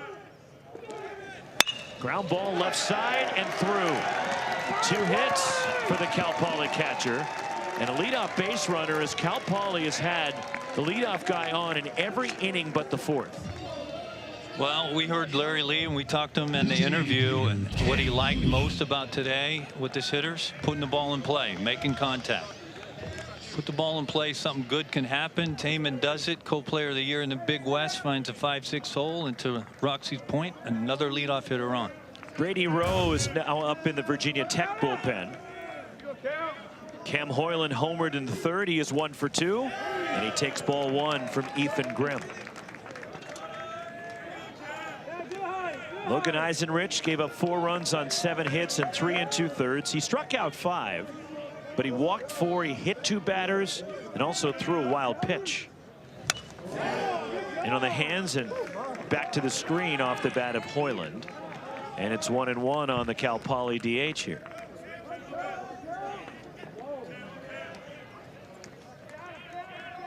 Cal Poly program that was elevated to Division I back in 1995. They were the Division II level previously. Called strike. And Larry Lee has been the head coach since 2003 of this Mustangs program. And when they joined D1, they moved into the WAC. And they were in the WAC for a couple of years before taking up residency in the Big West in 1997. just missed from Grimm. It's 2-2. Did it? Alberto Ruiz said it did. Henry Cook, the catcher, the Hokies, is like, are you sure? 5th NCAA appearance for Cal Poly each of the last 2 years. Chopper to second. Ethan Ball on a high bounce goes to second. They get the force on Taman, but they can't turn 2, and Hoyland is aboard on the fielder's choice. Virginia Tech cuts down the lead runner at second base. But when they went last year as their back-to-back Big West tournament champions, and last year was the first time the Big West had the postseason tournament to determine the automatic bid. It was their first trip since 2014 when they hosted a regional at Baggett Stadium there in San Luis Obispo. We were there. Steve Rodriguez's Pepperdine Waves club ended up winning that regional and going on to play Texas. Want to know the count on Jake Downing. 1 for 2 with a double and a run tonight. Downing lifts this one out of play. Now, they had success at the Division II level. They won a national championship at the D2 level in 1989, but although it was later vacated by the NCAA. But they did have success at that level. For example, their football program competes at the FCS level. 1-1. Just low to Jake Downing.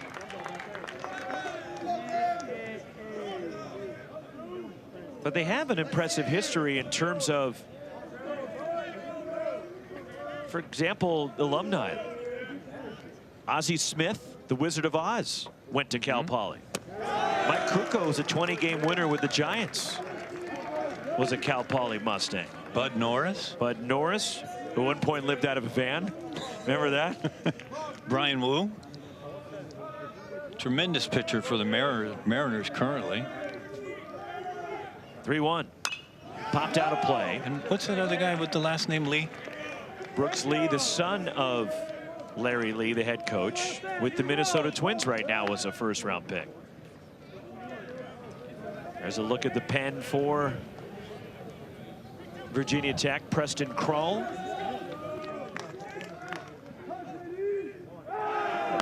And Brody Rowe getting loose as well.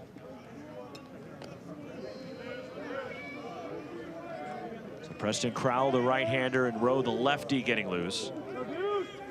Mitch Haniger.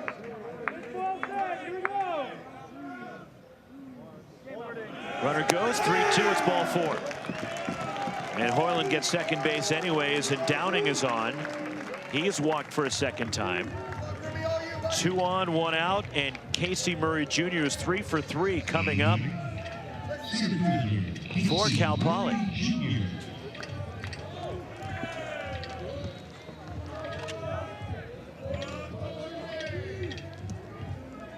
Well, ideally for Grimm, you'd like a ground ball. The only problem is Murray can fly. Murray Jr. can fly. It's a ball on the ground. Very difficult to double him up. Here it comes. And fouled back by Murray. It's 0-1 on the Cal Poly center fielder. 5-1 Mustangs in the 6th. And there's 2 on with 1 out. Well, you can tell Murray when he gets in the box, he's made an asserted effort to put the ball in play.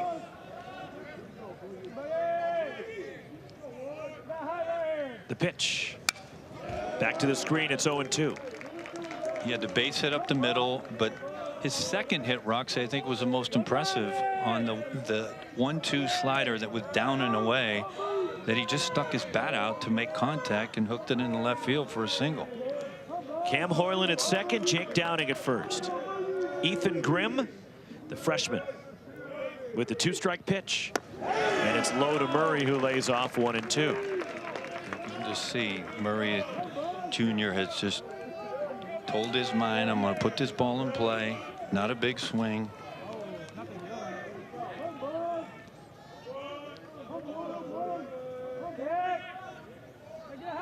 The 1-2. Low and away. 2 balls, 2 strikes, and Casey Murray Jr. 3 for 3 in the ball game. 5 runs on 10 hits for the Mustangs. Grimm, the pitch. In the air, this one is pushing out of play down the right side. Just beyond the Cal Poly bullpen down there. That one's skipping all the way like it might reach the 405. Just down the, where I can see the traffic is actually moving. Well, shockingly. It wasn't this morning. I had to get off the freeway. Wilshire, you didn't make it to the Wilshire exit? No, I did not. Culver exit. 2-2. Ground ball left side. 4 hits for Casey Murray Jr. Here comes Cam Hoyland to the plate. The throw not in time. Casey Murray Jr. 4 for 4 is driven in 2, and it's 6-1 Cal Poly.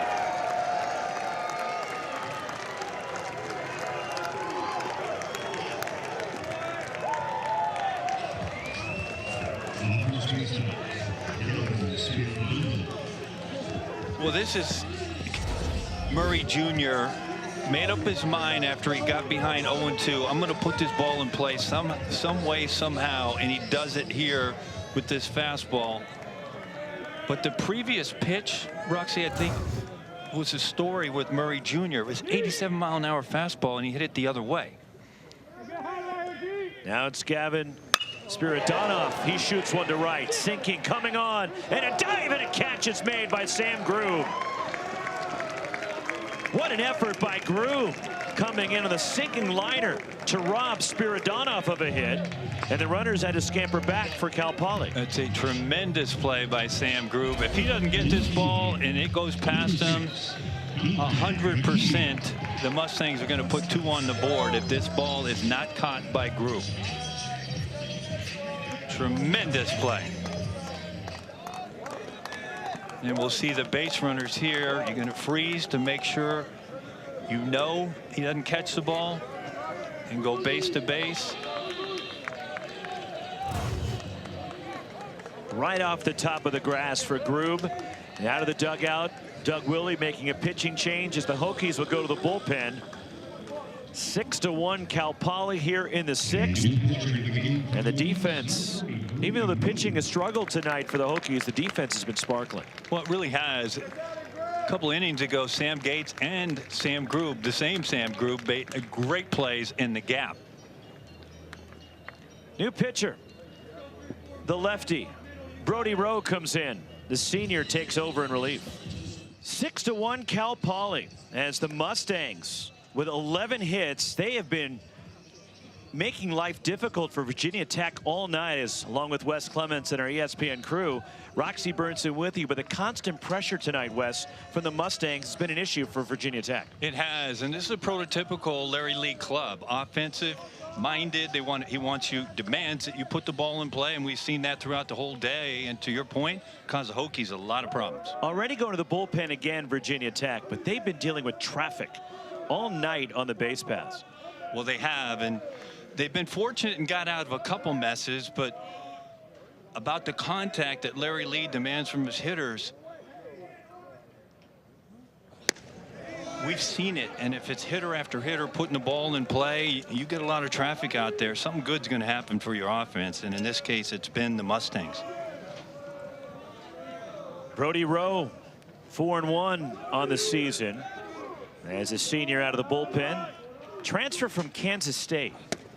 And Rowe missing. It's 1-1 on the 9-hitter Dante Bikini here. But another run for Cal Poly here in the frame. Rowe, who is from Stillwater, last year appeared in 7 games for Kansas State. And off the end of the bat, in the air to left, over toward the line, crossing into foul ground and making a dive, but Nick Locurdo can't reach it. And we'll do it again, 1-2 with Jake Downing at second, Casey Murray Jr. the runner at first. Ethan Grimm went 2 innings, and now it is Rowe. He hasn't pitched since the final weekend of the regular season.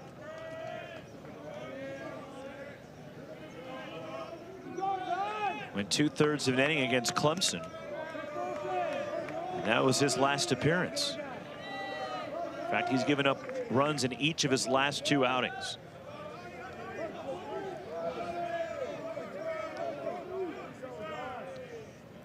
Bikini with 2 hits tonight. He's also walked, scored a run, and an RBI for Dante Bikini. And it's 2-2 on the Cal Poly left fielder in the top of the order. Nate Castellon on deck.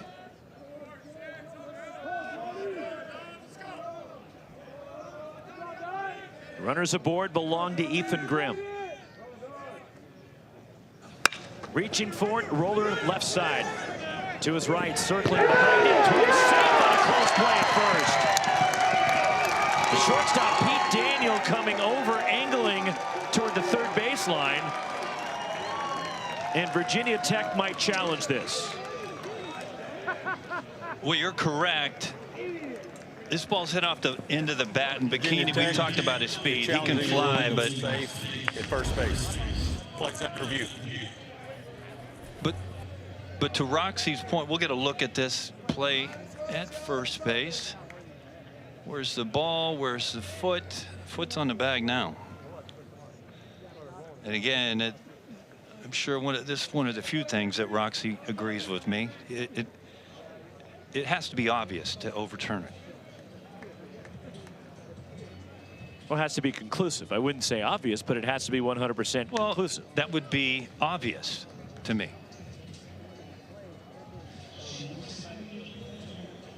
The stretch at first by Ethan Gibson. Foot's on the bag right now. And I think this is going to stand. I think it might even be confirmed. You mean obvious?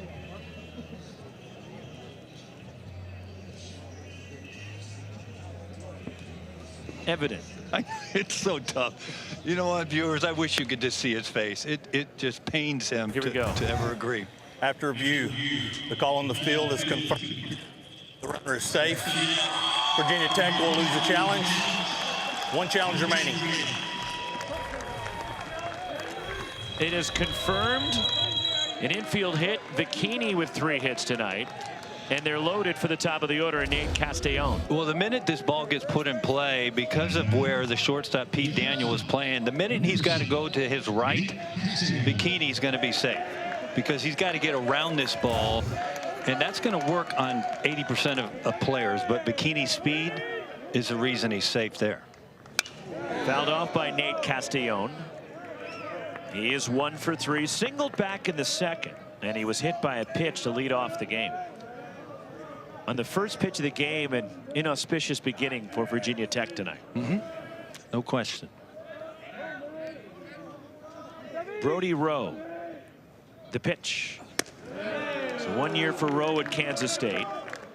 2 years at Murray State College. Not Murray State, the team that went to Omaha. But Murray State College, a junior college in Oklahoma, is where he attended prior to K-State. The 1-1. That floats outside, 2-1. And Cal Poly, by the way, they've got 12 hits tonight, 5 infield hits for the Mustangs. What did Larry Lee say on his interview? Well, we put it where they haven't been.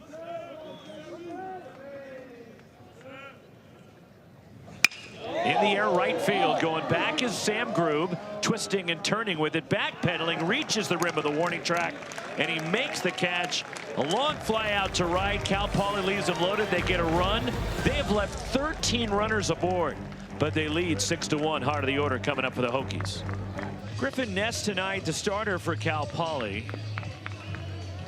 Pitched his way out of a jam early, and he has settled into this ball game. Well, he really has. After the second inning, where he got in a mess with the bases loaded and no outs, gets to pop up in a 5-4-3 double play. What, Roxy? Just 2 base runners since? Griffin Ness struck out 6. Heart of the order for Virginia Tech here in the last of the 6th inning. And strike 1 to Henry Cook, who is 0 for 1 with a walk tonight. Well, I guarantee you there's a lot of high school pitchers out there that Ness is their example of why they want to stay in the game of baseball. In an era that if you don't throw 95, it seems, it's not the case, but it seems like there's no future as a pitcher on the mound. But when you see what somebody like Griffin Ness is doing in a regional against a #2 seed with a fastball that maxes out at 89, he's a throwback. He's just a pitcher. Hitting is all about timing, and elite pitching is all about messing with hitters' timing. 1-2 on Henry Cook. Strike 3 called on the changeup that froze Henry Cook. 7 strikeouts for Griffin Ness. Well, it's a great located changeup, but I'm going to need to give Ryan Taman, the catcher for the Mustangs, some credit here. Real good receiver, and watch how he subtly brings that pitch up.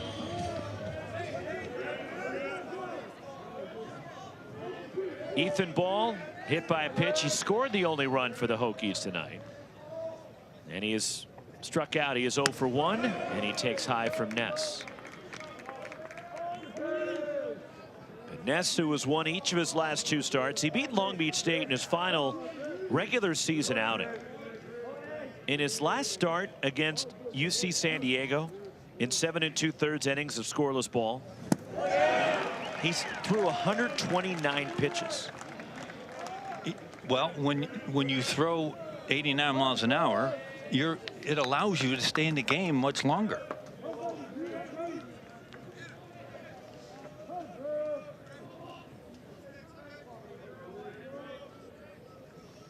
The 1-1.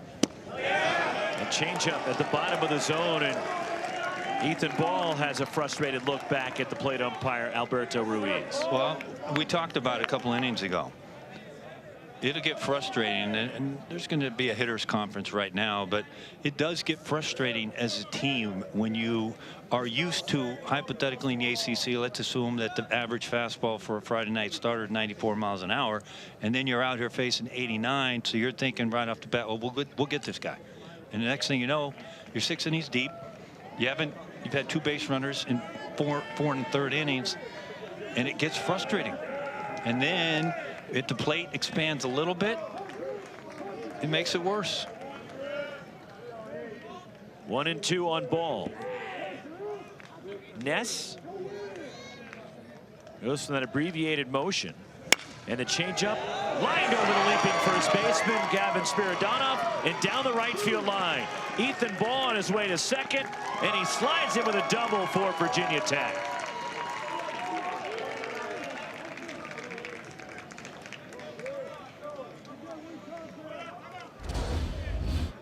Well, one of the best freshmen in the country is showing us why. Defensively early, this is a changeup down and away, and Ethan hooks this ball right down the right field line. And boy, what kind of future does this youngster have, Roxy?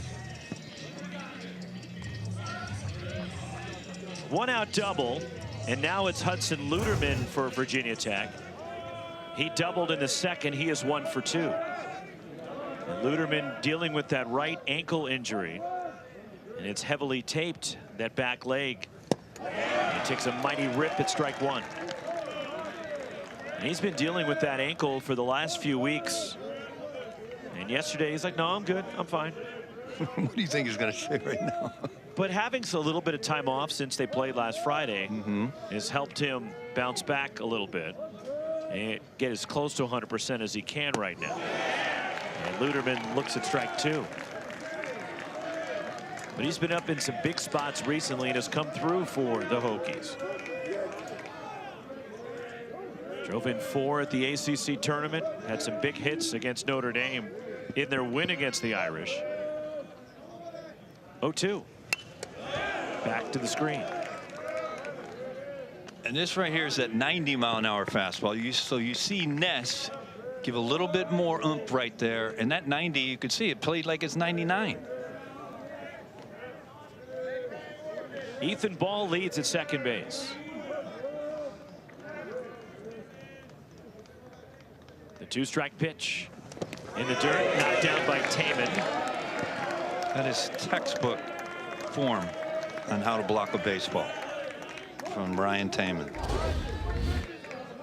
This is, when you're a catcher, you're calling something soft, you anticipate it in the dirt, and this is exactly what it looks like if you are anticipating the ball to be in the dirt. It's just beautiful.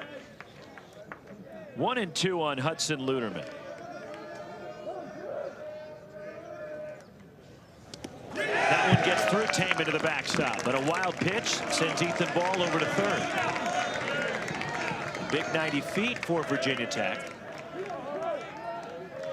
And a runner at third now with one out and a 2-2 count on Luderman. He just pulled this fastball, did Griffin Ness. And Ryan Taman really has no other option other than try to pick it and backhand it. It's a big run at third base for the Hokies. The pitch. Grounded, sharply fouled past the runner Ball. Chasing 5 runs if you're the Hokies. You get an opportunity to get another run with an out. There you see the wrapped ankle.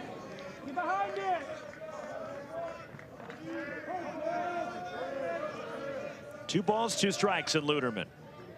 Ness the pitch. Another changeup is fouled off by Luderman. Well, it looks like this changeup off speed is causing Luderman some problems. You can see he's kind of barking a little bit. Yeah, a little bit of a grimace. Yeah, right when because it's changeups on the outside part and he's got a cover. He's fooled, so he's already out in front. Another one spoiled foul by Luderman. It's getting worse every swing. Now, here's the question. Why would you throw anything else right now? The runner at third and less than 2 outs. That runner has scored 71% of the time with Luderman at the plate. He is 17 for 24 in these situations, getting that run in. And he strikes out on a pitch down and in, and that was the fastball. It was, and Luderman was thinking along with us. It's changeup, changeup, changeup, changeup, but not only was it a fastball, but it was where it was located. And watch the run on this fastball. It starts on the corner, ends up about 6 inches inside. Well, you can see that ankle turnover on Luderman on the backside of that swing. 2 outs. Nick Licurdo's driven the only run for Virginia Tech tonight.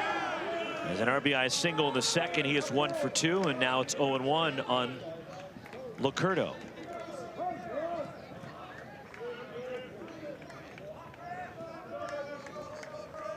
Griffin Ness, 93 pitches. Chopped. Foul. 0-2.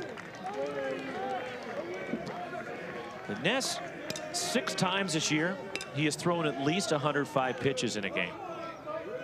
Hence the bullpen and Mustangs. Quiet. Ghost town.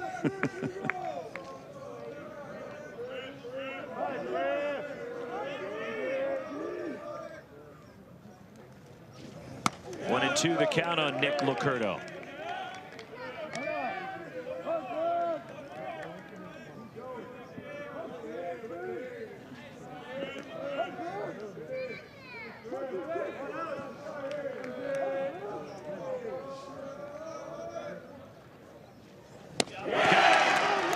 Off speed again.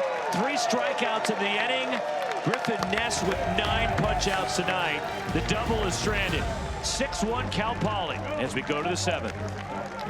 A tale of 2 weeks for the Mustangs. Cal Poly, in their 4 games at Cicerone Field at UC Irvine in the Big West tournament last weekend, they scored a total of 11 runs, yet won the tournament. Won 3 games. And then tonight, they have 6 runs on 12 hits. The only problem tonight for Larry Lee's team is they have left 13 runners aboard. Yet they do have a 5-run lead. 2, 3, and 4 for the Mustangs here in the 7th. Alejandro Garza Dylan Kordich and Ryan Taman for Cal Poly. Well, you start thinking about coincidences and things like that, and we've talked about, is it possible that the same exact same thing that happened in the Corvallis Regional last year could happen here if this score holds? And the answer is yes. Last year, St. Mary's was a 4 seed. They beat the 1 seed Oregon State. TCU was a 2 seed up there, and USC, Andy Stankovic's team, beat the 2 seed. And 1 and 2 were playing on day 2. And if this score holds, we're going to have the same thing here. St. Mary's gets the winner tomorrow night. The losing team turns around and plays an elimination game against the #1 team in the country, UCLA. And the 3-0 pitch from Brody Rowe, a called strike to Alejandro Garza. He was 0 for 3 with an RBI tonight. 3-1 on Garza.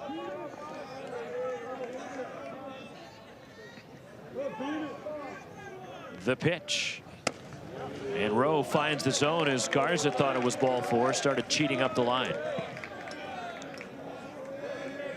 And every time postseason we have March Madness, everybody has their brackets. Well, you know there's people that have baseball brackets. It's double elimination format, and that one's driven down the right side out of play, and we'll do it again on Garza. 3-2. But they're already out there trying to figure out, well, who's UCLA's regional matched up with? And if you're wondering, it's the Morgantown regional with West Virginia. And so people are trying to figure out, well, put the dots together. Is UCLA going to get out of there, and who does it give an advantage? And it's hit by pitch. It would have been ball 4 anyways, and Garza is on to start the 7th, and another leadoff batter reaches for Cal Poly. 6 out of the 7 innings, and as Wes just alluded to it, the winner of the Morgantown Regional will play the winner of the Los Angeles Regional. And Wake Forest, the 2 seed, losing to Kentucky as Nick Mingione's team gets the win. They will play the home team there, an elimination game between Wake and Binghamton tomorrow. Called strike after Dylan Kordich shows bunt. It's 0-1. Kordich is 0 for 4 tonight. He is the only Cal Poly hitter that has not reached, besides Spiridonov, those 2. 1-strike pitch, and it's in there. It's 0-2. Activity in the bullpen. Luke Crater loosening for Virginia Tech.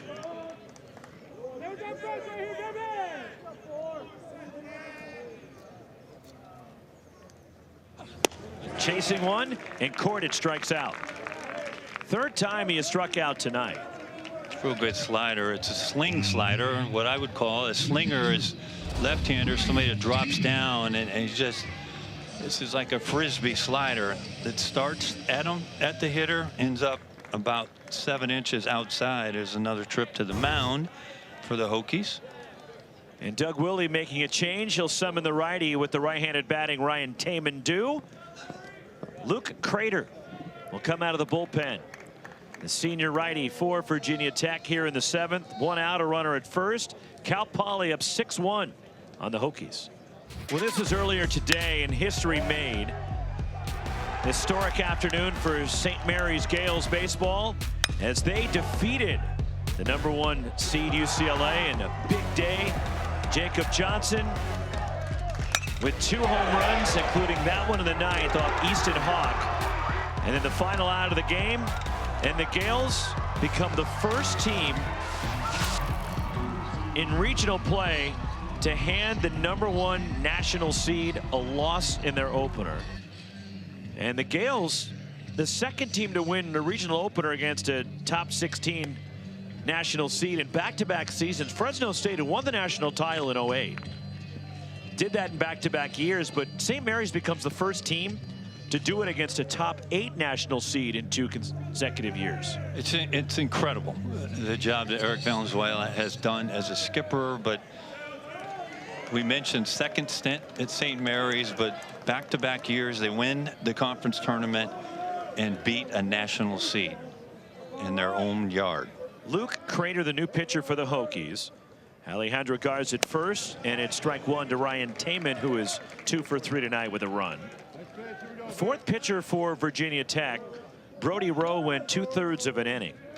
And now it's the 6'5" righty, the senior Crater, his second year at Virginia Tech after 2 years at Lafayette. 1 strike pitch. 0-2 is Taman late on a good fastball from Crater. 2 saves this year for Crater and a 3.38 ERA. He's 4-0 in his 21st appearance. Last worked against Notre Dame at the ACC tournament, went an inning and a third last Wednesday. Taman sends it out of play.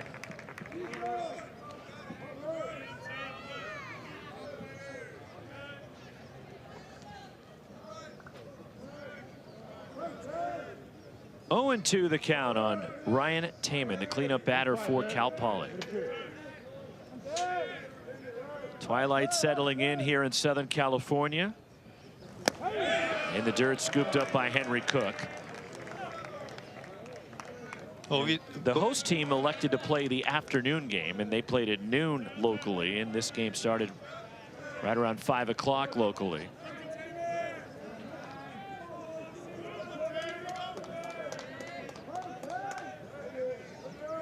The 1-2. And turning out of the way is Taman of a pitch up and in. Well, it's 2-2. Excuse me, Ross, but we've talked about the winners of regionals have won game one 93% of the time. And you've also mentioned Andrew Checketts held Jackson Flora, most likely the #1 pitcher picked in the MLB draft, the first one. That's a pitcher. And they end up losing today, do the Gauchos, to Tarleton State. Tarleton. Or Tarleton, I'm sorry. And now they'll have to come back to the losers bracket, and they'll have Flora at their disposal though in that game. 3-2 to Taman. Runner goes. Taman skies this one to left. Racing over toward the line is Nick Licurdo, but it's the shortstop, Pete Daniel, going way back in left field to make the catch. Daniel had to cover a lot of ground going back on that ball for out number 2. He did. And there you see it. The importance of winning. Well, look at the bottom graphic. 82% of Region 1 who start 2-0 go through. Here's Cam Hoyland, who homered back in the 3rd. Moral of the story, it's hard to win a regional through the losers bracket if you lose game 1. Now, but it can be done. The Bruins are hoping what happened in Corvallis last year happens here in Westwood, where the Beavers came back to win that regional. In the air to center. Sam Gates backpedaling, and he makes the catch to retire the side. We're stretching in Westwood. 6-1 Cal Poly.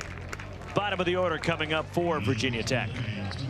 We go to the last of the 7th inning at Jackie Robinson Stadium, the Los Angeles Regional. And Cal Poly, the 3 seed, leading the 2 seed Hokies 6-1. Bottom of the order for Virginia Tech in the 7th is Griffin Ness. Right-hander for the Mustangs has struck out 9, giving up just 1 run, scattering 4 hits over 6 innings. Pete Daniels walked and grounded out. He is 0 for 1. And he takes a strike from Ness. Well, it's going to be real tough to get Griffin Ness out of this game. One and one on Daniel.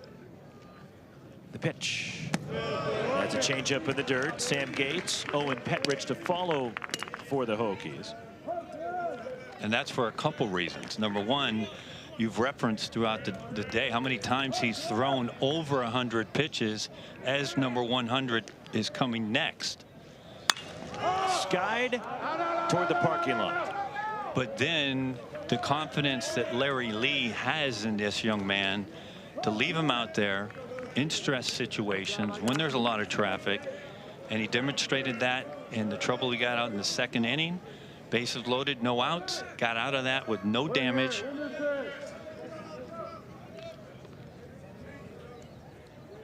Here comes the 2-2. Off the end of the bat, down the right side, that peels off out of play. As giving it a look was Ryan Cordich down there. And we'll do it again. 2 balls and 2 strikes on Pete Daniel. But the other thing about these 101 pitches, they've, for the most part, not been high stress innings. No. The second inning was, he had to deal with a lot, and he was able to wiggle out of it. On the other side, it's been a stressful 7 innings for Virginia Tech pitching tonight. In the air, right center. This is hit well to the alleyway. This one bounces, it gets to the wall. Pete Daniel cruising into second base. It's bobbled. And Daniel breaks for third, and he dives in and gets to third base to start the bottom of the 7th. And that gives the Hokies some life here in the last of the 7th inning. 11-game hit streak for Daniel, a double, and he takes third on the fielding error. And a runner at third with nobody out. Well, this ball's hit on a button. It's a fastball to the gap, and once he sees it's bobbled, that ball's in front of the base runner, so he makes up his own mind on whether he's going to go to third base. You'll see it right here. Get a better angle. Once this ball hits off the wall, it's bobbled. This ball's in front of Daniel. It's bobbled again, and he ends up over at third. And in another situation where the Hokies have a runner at third and less than 2, the previous time they didn't get anybody in. Now it's Sam Gates who's 0 for 2. Ness the pitch. Strike 1 to Gates. Gates just 1 for his last 21. Would love to snap out of it here. Activity beginning in the bullpen for the Mustangs. Tried the back door and miss with the breaking ball.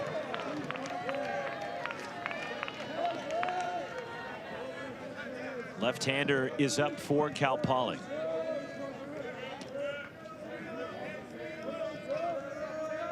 That's Brady Estes.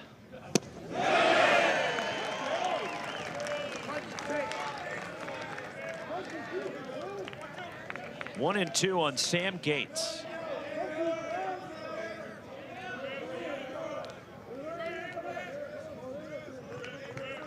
Griffin Ness.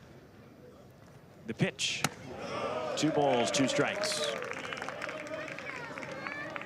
Hasn't lost any velocity. Still sitting at 89-90. Hokies trying to rally here. Team that won 14 of their last 20 into this NCAA tournament. A good block by Ryan Taman, keeping that runner at third base. Real good job by Taman.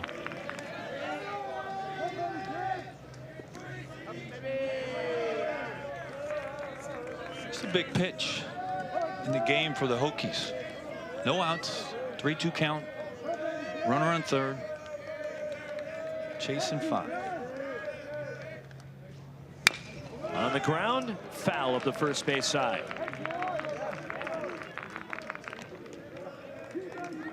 And if you're Larry Lee, you're in his position, you're just counting outs. That's all you're doing. You need 9 more outs to win this game.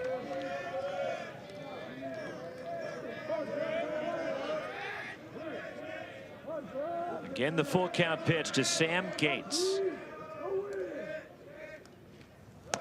And Ness misses high, and there's runners at the corners, and a threat starting for the Hokies here. Nobody out, and Owen Petrich coming up for Virginia Tech.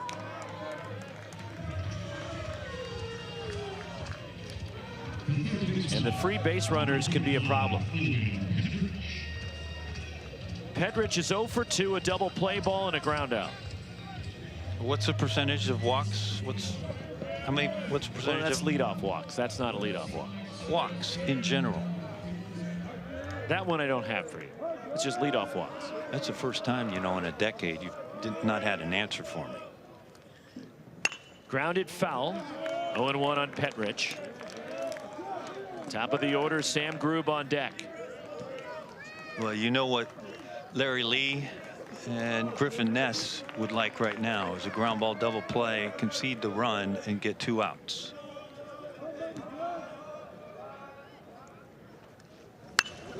held away by Petrich, and it's quickly 0-2 on the Hokies third baseman. Virginia Tech, when trailing after 7 this year, have just 2 wins. They're trying to rally here in the 7th against Griffin Ness.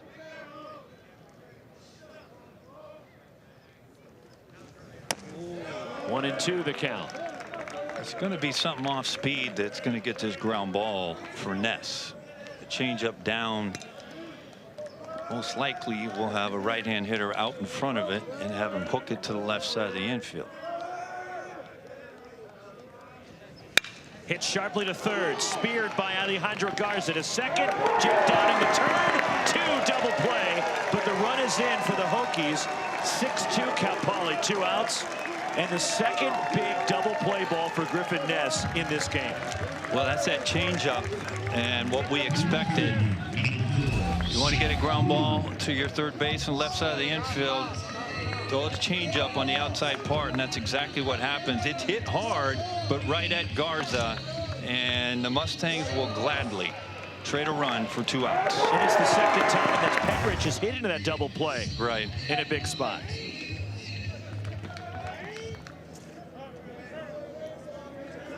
As he came up with the bases loaded and 1 out in the second, and hit a sizzler on the ground right at Garza that started a double play. And Petrich hit that one sharply also. Strike 1 to Sam Grube, who was 1 for 3.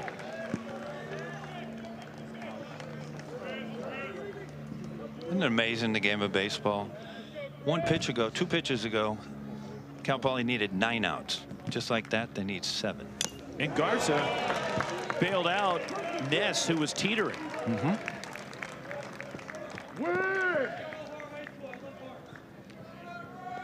0-2 on Sam Grube.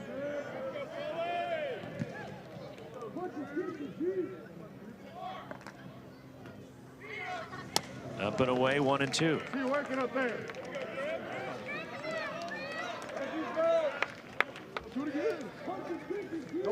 2 down, Sam Grube at the plate, the top of the order. As Ness has been able to work out of jams and limit damage. And that off speed is really, at times, seemed to confuse Virginia Tech. Well, it has, because very rarely in D1 at the highest level in the ACC are you seeing somebody that maxes out at 89 fastball 90 with immaculate off-speed pitches. Hit well to center, but plenty of room for Casey Murray Jr. He'll make the catch, side retired. A run for the Hokies, but that's it here in the 7th. We're headed to the 8th. 6-2 Mustangs. What are we, about 2 miles from the Pacific Ocean here? Yeah, the Pacific Ocean out here on this side would be in the west. So just go due west. Go west? Yeah, and you'll hit the Pacific. It's west of us, Wes. That's correct. Okay, all right. That's right. It's everything. It's just keep going down Wilshire and you'll run right into it. That's right. Just follow the sun. It sets out here on the west. We go to the 8th, 6-2 Mustangs. Jake Downing will lead it off. 6, 7, and 8 for Cal Poly, and Downing lines the first pitch into center. 7th time in 8 innings, Cal Poly's had the leadoff base runner aboard.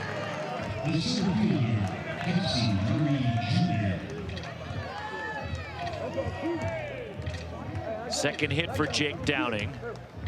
13 hits now for Cal Poly. And here is Casey Murray Jr., who is 4 for 4. He has driven in 2. He has scored another. And a base runner at first for Cal Poly. When Virginia Tech kept the Mustangs off the board in the 7th, it was the first time since the first inning that Cal Poly did not score. It's another prototypical Larry Lee club. Put the ball in play, cause havoc, make your defense make plays. 2 in the 2nd, 1 in the 3rd, 1 in the 4th, 1 in the 5th, 1 in the 6th. Pulling the bat back after Virginia Tech was charging for a bunt, and it's 0-2 on Casey Murray Jr. And that's up to the player, and that's a slash And Murray Jr. made that decision on his own. If he felt like they were crashing on him, he's going to pull it back and put the ball in play somehow. Season high 4 hits for Murray. Ground ball toward third, but that's foul. This count is where Murray Jr. has been most dangerous today, Roxy, with 2 strikes. Makes an asserted effort to put the ball in play. And you know, that it gets contagious in an era where strikeouts are really condoned and is not that bad of a thing. When you have a team that puts the ball in play, the way Larry Lee's club does, it gets contagious. And when you get good results, everybody wants to do it. Ball 1 to Casey Murray Jr.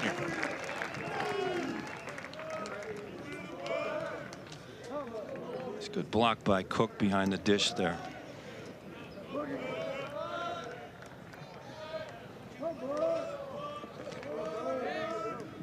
One and 2. Downing the runner at first. The pitch. Murray in the air to right. Sam Grube settling under it. And now to back up a couple of steps as it carried a little bit deeper than anticipated. But still shy of the track. Out number 1. Downing back to first. And here comes Gavin Spiridonov for Cal Poly, the 8-hitter, the first baseman.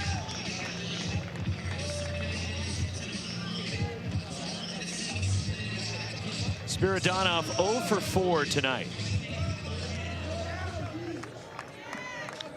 Freshman from down here, Aliso Viejo. Luke Crater. And that's ball 1 after Spiridonov showed bunt. Well, Downing at first, just 1 stolen base out of 2 attempts the entire year.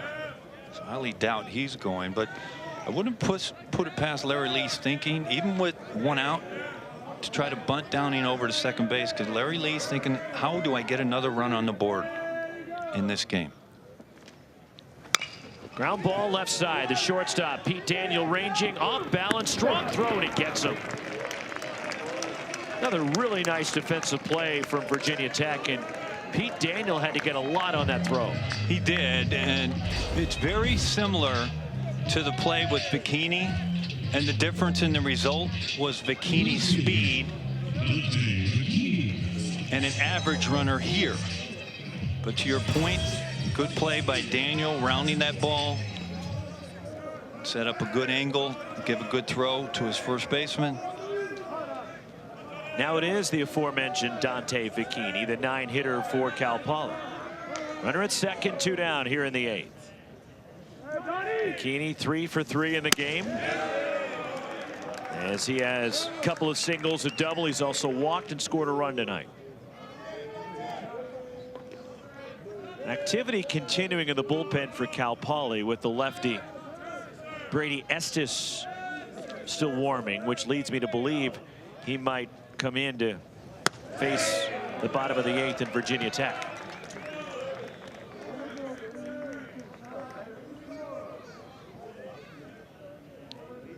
It's kind of interesting where the Hokies are playing their outfield. They're already chasing 4 runs in the 8th. And Bikini has just 2 home runs the entire year. And you can ill afford to give up another run if you're a Hokie. I mean, at some point in time in the game, you need to roll the dice. Bring in your outfield to make sure you have an opportunity to throw out that runner at the dish.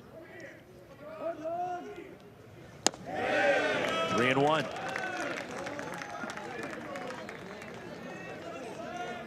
And with a shift in the infield, the second baseman Ball is into shallow right. He's playing shallow right. Like the rover in softball. There it is. Good look right there. Strike at the knees to Bikini, and the count is full. Well, the looks that our camera crew gives us are amazing.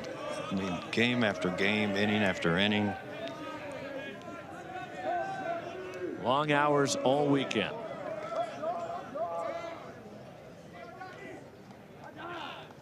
Three-2 to Bikini. Swing and a miss, struck him out. First strikeout, Luke Crater. Pitches around the leadoff single. 4-run lead for Cal Poly to the bottom of the 8th. Well, Griffin Ness, 7 strong innings tonight. for the Cal Poly Mustangs. Our Capital One rewarding performance. 118 pitches for Ness. He struck out 9 in 7 innings. And the junior from Laguna Beach, another outstanding postseason effort from Griffin Ness for Cal Poly. Well, he was absolutely tremendous.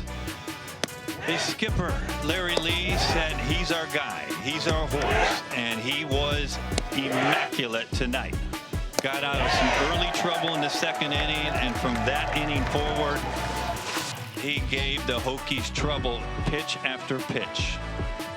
And you see 13 2/3 innings in the past week, per se. And just That's 3. 14 2/3, Wes.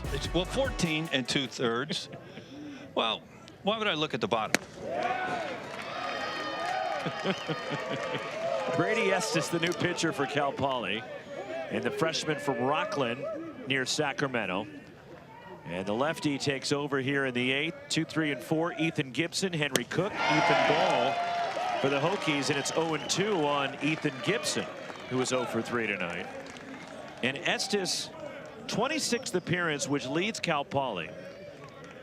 4-1, a 3.77 ERA. He's got 2 saves. The pitch. Struck him out. 3 pitches, 1 gone, last of the 8th. That's just some gas from the lefty, and hit it if you can. Brady Estes comes out of the pen and says, hit my fastball if you can. You didn't on the first one, you didn't on the second one, and I'll throw it again.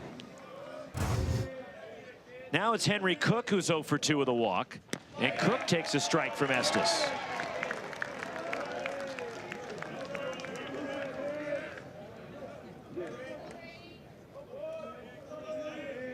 The winner gets St. Mary's tomorrow night. The loser plays UCLA tomorrow in the afternoon in an elimination game. After St. Mary's stunned UCLA earlier today. The 1-1. Fouled off by Henry Cook. You've got to love the aggressiveness of Brady Estes. It's been nothing but dead red out of his left-handed arm.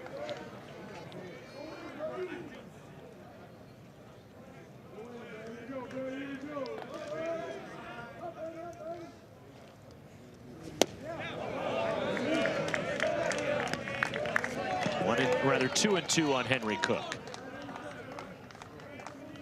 Catcher for Virginia Tech. The Hokies have only 5 hits in the game. As Ness kept him off balance, and now they're seeing hard-throwing lefty in Estes. It is quite the contrast, isn't it? With Ness, you saw at best a 90, 89 mile an hour fastball. And that's low, and a 1-out walk, and Cook is aboard for the Hokies, and that'll bring up Ethan Ball for Virginia Tech. And St. Mary's not alone in terms of 4 seeds beating a 1 today. Milwaukee's stunning Auburn on the Plains. Little Rock going to Southern Miss, and then St. John's in Tallahassee beat Florida State today. It's just incredible. And again, we've seen this throughout the years, and this is why we say don't go anywhere once regionals start. Keep it on squeeze play, keep it on whatever network is showing a college baseball game, because you might see a first, just like we did in our game 1.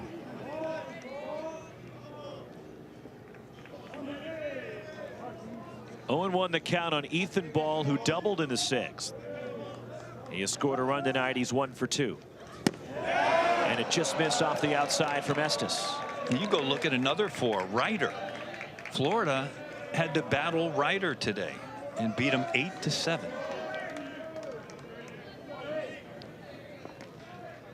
MAC champion Ryder.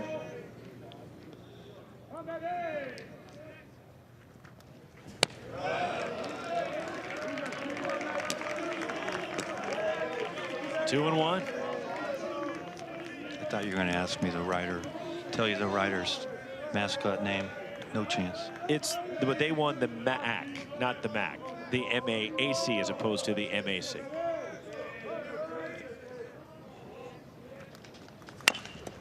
And that one's off the front foot and down in a heap is Ethan Ball. Yeah. Okay. Because there's an extra A in. I got it. I understand. I'm understanding.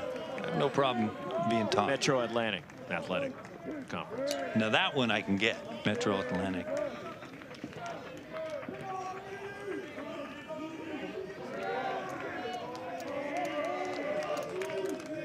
The pitch. Upstairs to Ball.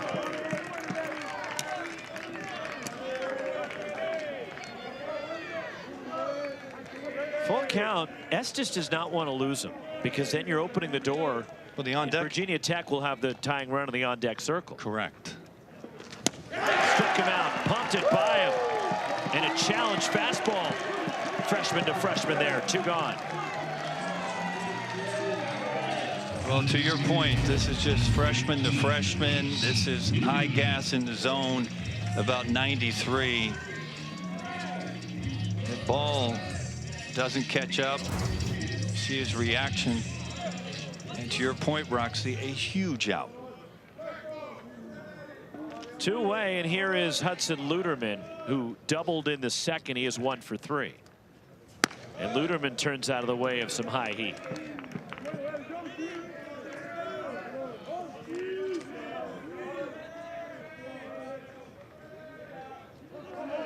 Had terrific weather here in LA for day 1 of the Los Angeles Regional. Not every regional can say that.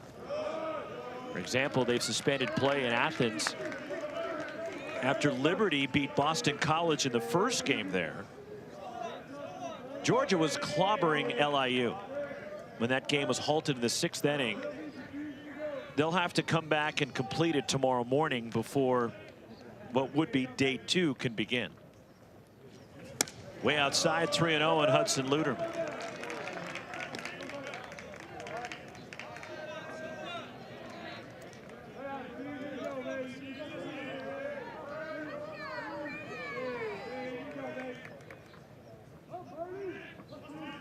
.30 pitch, and it's outside, ball 4, and there's 2 on. A couple of walks issued by Brady Estes here in the inning. Henry Cook goes to second. Now it's Nick Licurdo who has an RBI tonight, 1 for 3. 2 on, 2 out. And here's an opportunity for the Hokies. Nick Bond is up in the bullpen for the Mustangs, and haven't seen this youngster throw on the screen. He can get it up there triple digits.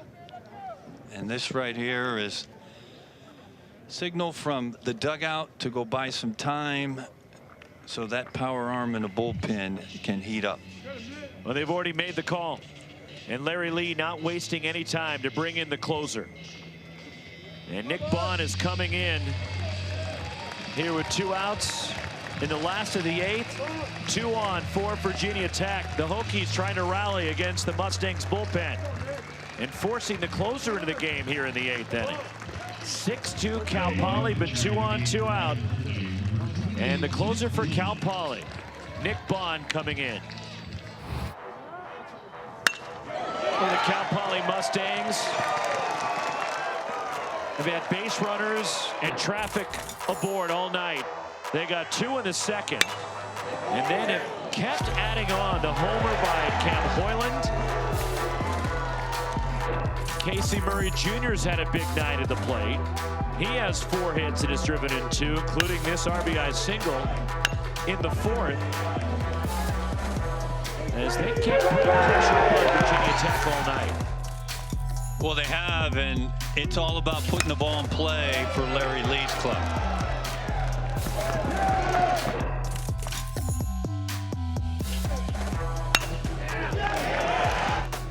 And the 6th, again, it was Murray in the middle of it with an RBI single, driving in Cam Hoyland.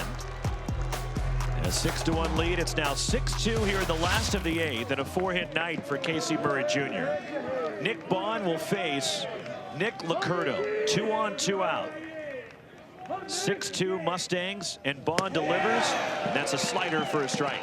And when you throw triple digits, you know the Hokies know that Bond throws triple digits. He starts with a breaking pitch, advantage Bond. 0-1 on Licurdo. Fouled off. But with 2 outs this year, the opponent's hitters are hitting a .182 against Bond with 2 outs.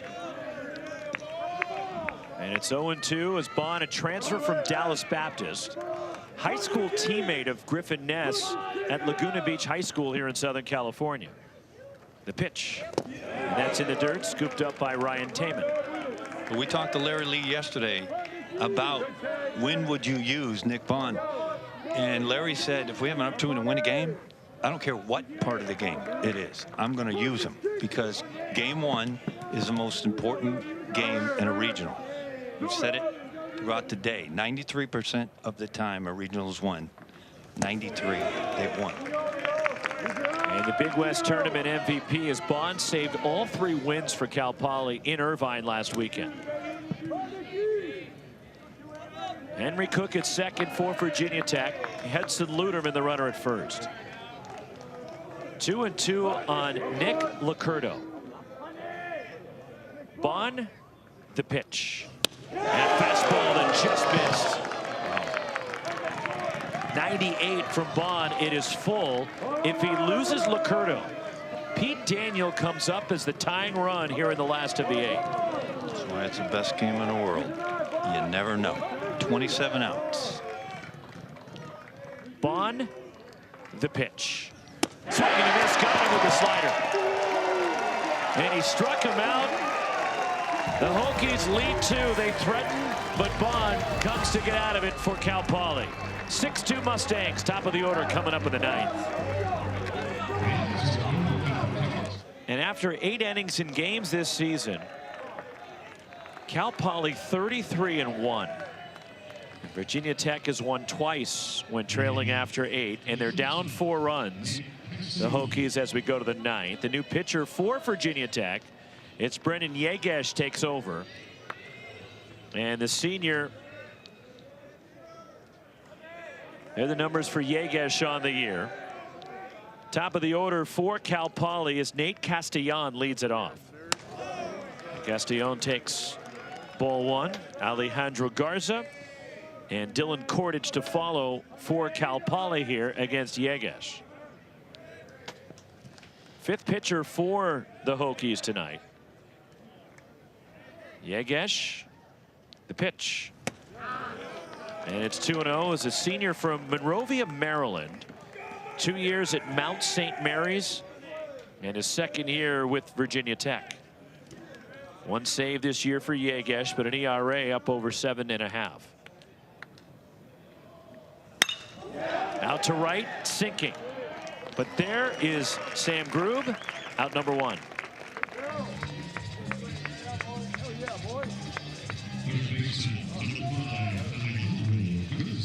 Now it's Alejandro Garza for Cal Poly. He's 0 for 3. He's walked and been hit by a pitch. 6 runs, 13 hits, 1 error. 15 runners stranded for Cal Poly tonight.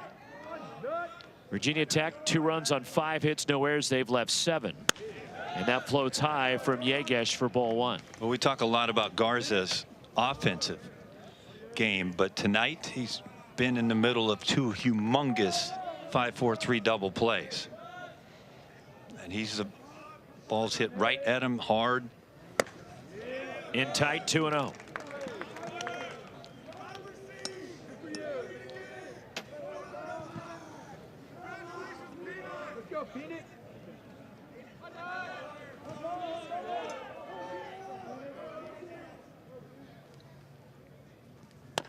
And it's ball 3 down and into Alejandro Garza.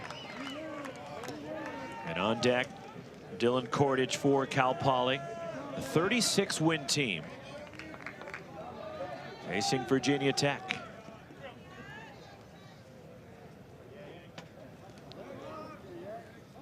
Fifth tournament appearance for the Mustangs in their history. And a called strike to Alejandro Garza. It's 3-1. They are 2-2 in their opening game of tournaments. Losing last year to Arizona, the Wildcats were the 2. Cal Poly was the 3 in Eugene. And the 3-1. Out toward center, right toward Sam Gates. He'll get there for out number 2. The tournament history for the Mustangs. And again, they didn't become a full Division I team until 1995. 2014, they hosted that regional in San Luis Obispo. And that regional ended up going to Pepperdine. They went 2-2 in that regional. And they were eliminated in the final by the Waves, who went on to a super regional where they played TCU. Ball 1 to Kordich outside. And during that 2014 season, the Mustangs during the season were ranked #1 in the entire country. Wasn't an easy regional. You had Pepperdine, Arizona State there, and then Reggie Christensen at Sacramento State always has a great program. 2-0 the count on Kordich. But last year, Cal Poly 43 wins, including 2 in that Eugene regional, where they lost in the regional final to Arizona. It was their first tournament appearance since they hosted in 14. They went back-to-back years, 13 and 14, as a fly ball deep to right. Sam Group backpedaling. He will step just shy of the track. And then 1 foot on the track and makes the catch. And 3 flyouts and a 1-2-3-9 for Yegesh. We're going to the bottom of the 9, bottom of the order for Virginia Tech. To the bottom of the 9, game 2 of the Los Angeles Regional is Cal Poly 3 outs away from meeting St. Mary's in a regional winners bracket game tomorrow night, and Virginia Tech 3 outs away from their season on the line in an elimination game against the #1 team in the country. Bottom of the order for the Hokies: Pete Daniels, Sam Gates, Owen Petrich against Nick Bond. And the well-traveled Bond, who was at Dallas Baptist last year, was at Pepperdine before Dallas Baptist. Want to know the count on Pete Daniel, who's 1 for 2 with a run. On the ground, left side, and trickles through. And a 2-hit night for Daniel, and a start for Virginia Tech in the bottom of the 9th, the leadoff base runner. It's exactly what the Hokies needed. This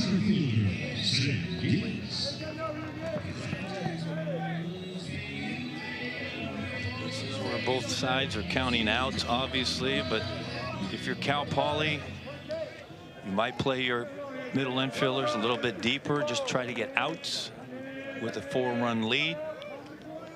Leadoff base runner Sam Gates walked in the 7th. He is 0 for 2. Bond, the pitch. And that's in there at the knees for a strike. 94 for the right-hander, who spent 2 years at Pepperdine before going to Dallas Baptist for his junior season, and now has come back to California. The pitch popped up. This will get out of play, third base side. You saw that the Mustangs defense, both Castagnon, the shortstop, and Downing, a little bit deeper than normal. Bond, who struggled last year for Dallas Baptist, had an ERA up over 10. He was hit around, but he has found something at Cal Poly. He has been sharp this year at the back end of the bullpen for the Mustangs. That one's fouled off of the plate. And the count holds 0-2 on Sam Gates.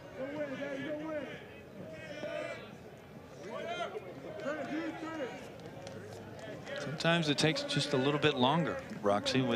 You see that how high a ceiling can be for somebody, and they don't develop, and sometimes it takes them a little while.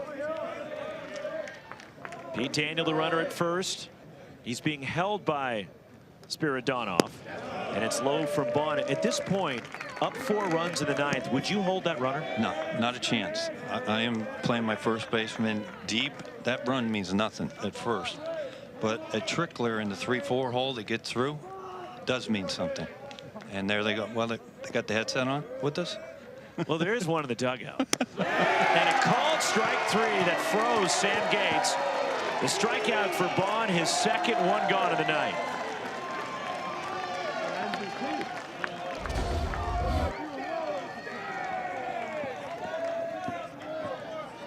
Get a look at this strike 3, and it's a breaking pitch on the inside part. It just locked them up. Pinch hitter for Virginia Tech. They are batting for the 9-hitter Owen Petrich here with 1 out of the 9th. And coming up is Trayson Hughes, the senior from Warner Robins, Georgia, who's bounced around. Hughes this year hitting just 170. He has a homer. His second year at Virginia Tech after a year at Ole Miss, and his first 2 years at Mercer, where he was a big power hitter for Mercer. He had 25 homers in 2 years for Mercer. And of course, Mercer made headlines when they didn't get into the field this year.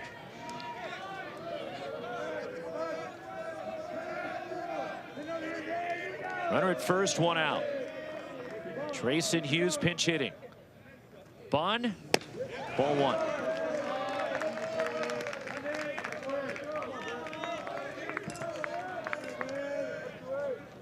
Spiro Dunoff playing behind the runner at first.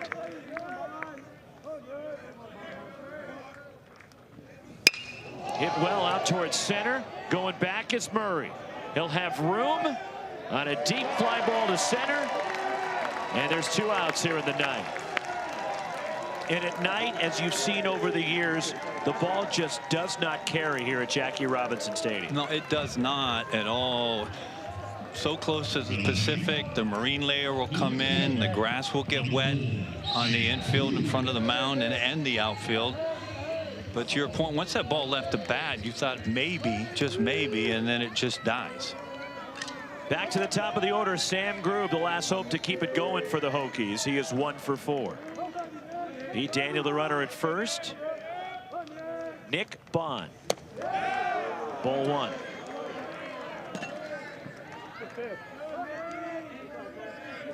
Top of the order has struggled for the Hokies tonight. They're combined, the top 3 hitters, 1 for 10. They have struck out 6 times. Sam Grube takes a strike. Outer half from Bond. Well, Griffin Ness was a big part of that problem for the Hokies today. Should this hold and Cal Poly win this game, strike 2, you'll have the 3-4 matchup of the winners bracket, and the 1-2 in the elimination game would be the 27th time since this tournament format was adopted that you'll have the top 2 seeds playing in an elimination game on day 2. Fouled off. Grube is still alive. Identical to what happened in the Corvallis Regional last year that St. Mary's was involved in. Hattiesburg Regional this year where it's happening. And still potential for that at Auburn and Tallahassee Regionals. The 1-2. High and away. 2-2.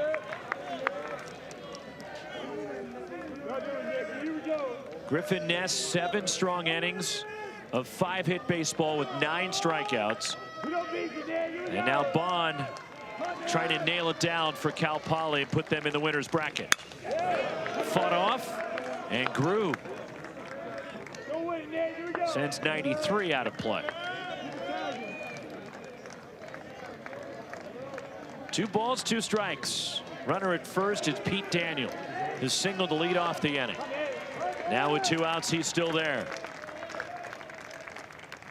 Strike 3 called. Catches. Grube looking, and Cal Poly has knocked off Virginia Tech 6-2.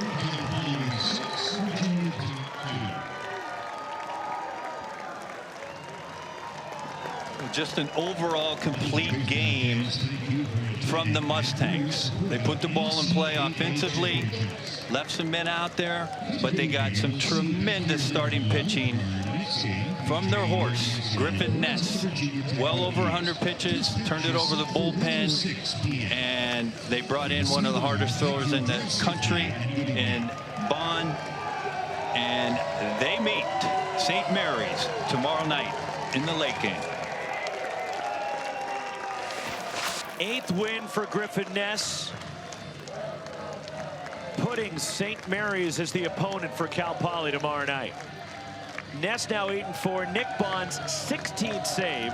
Logan Eisenrich takes a loss, and Virginia Tech will have to turn around and play the #1 seed in the tournament, UCLA, in an elimination game, which means whoever loses that afternoon game tomorrow is out.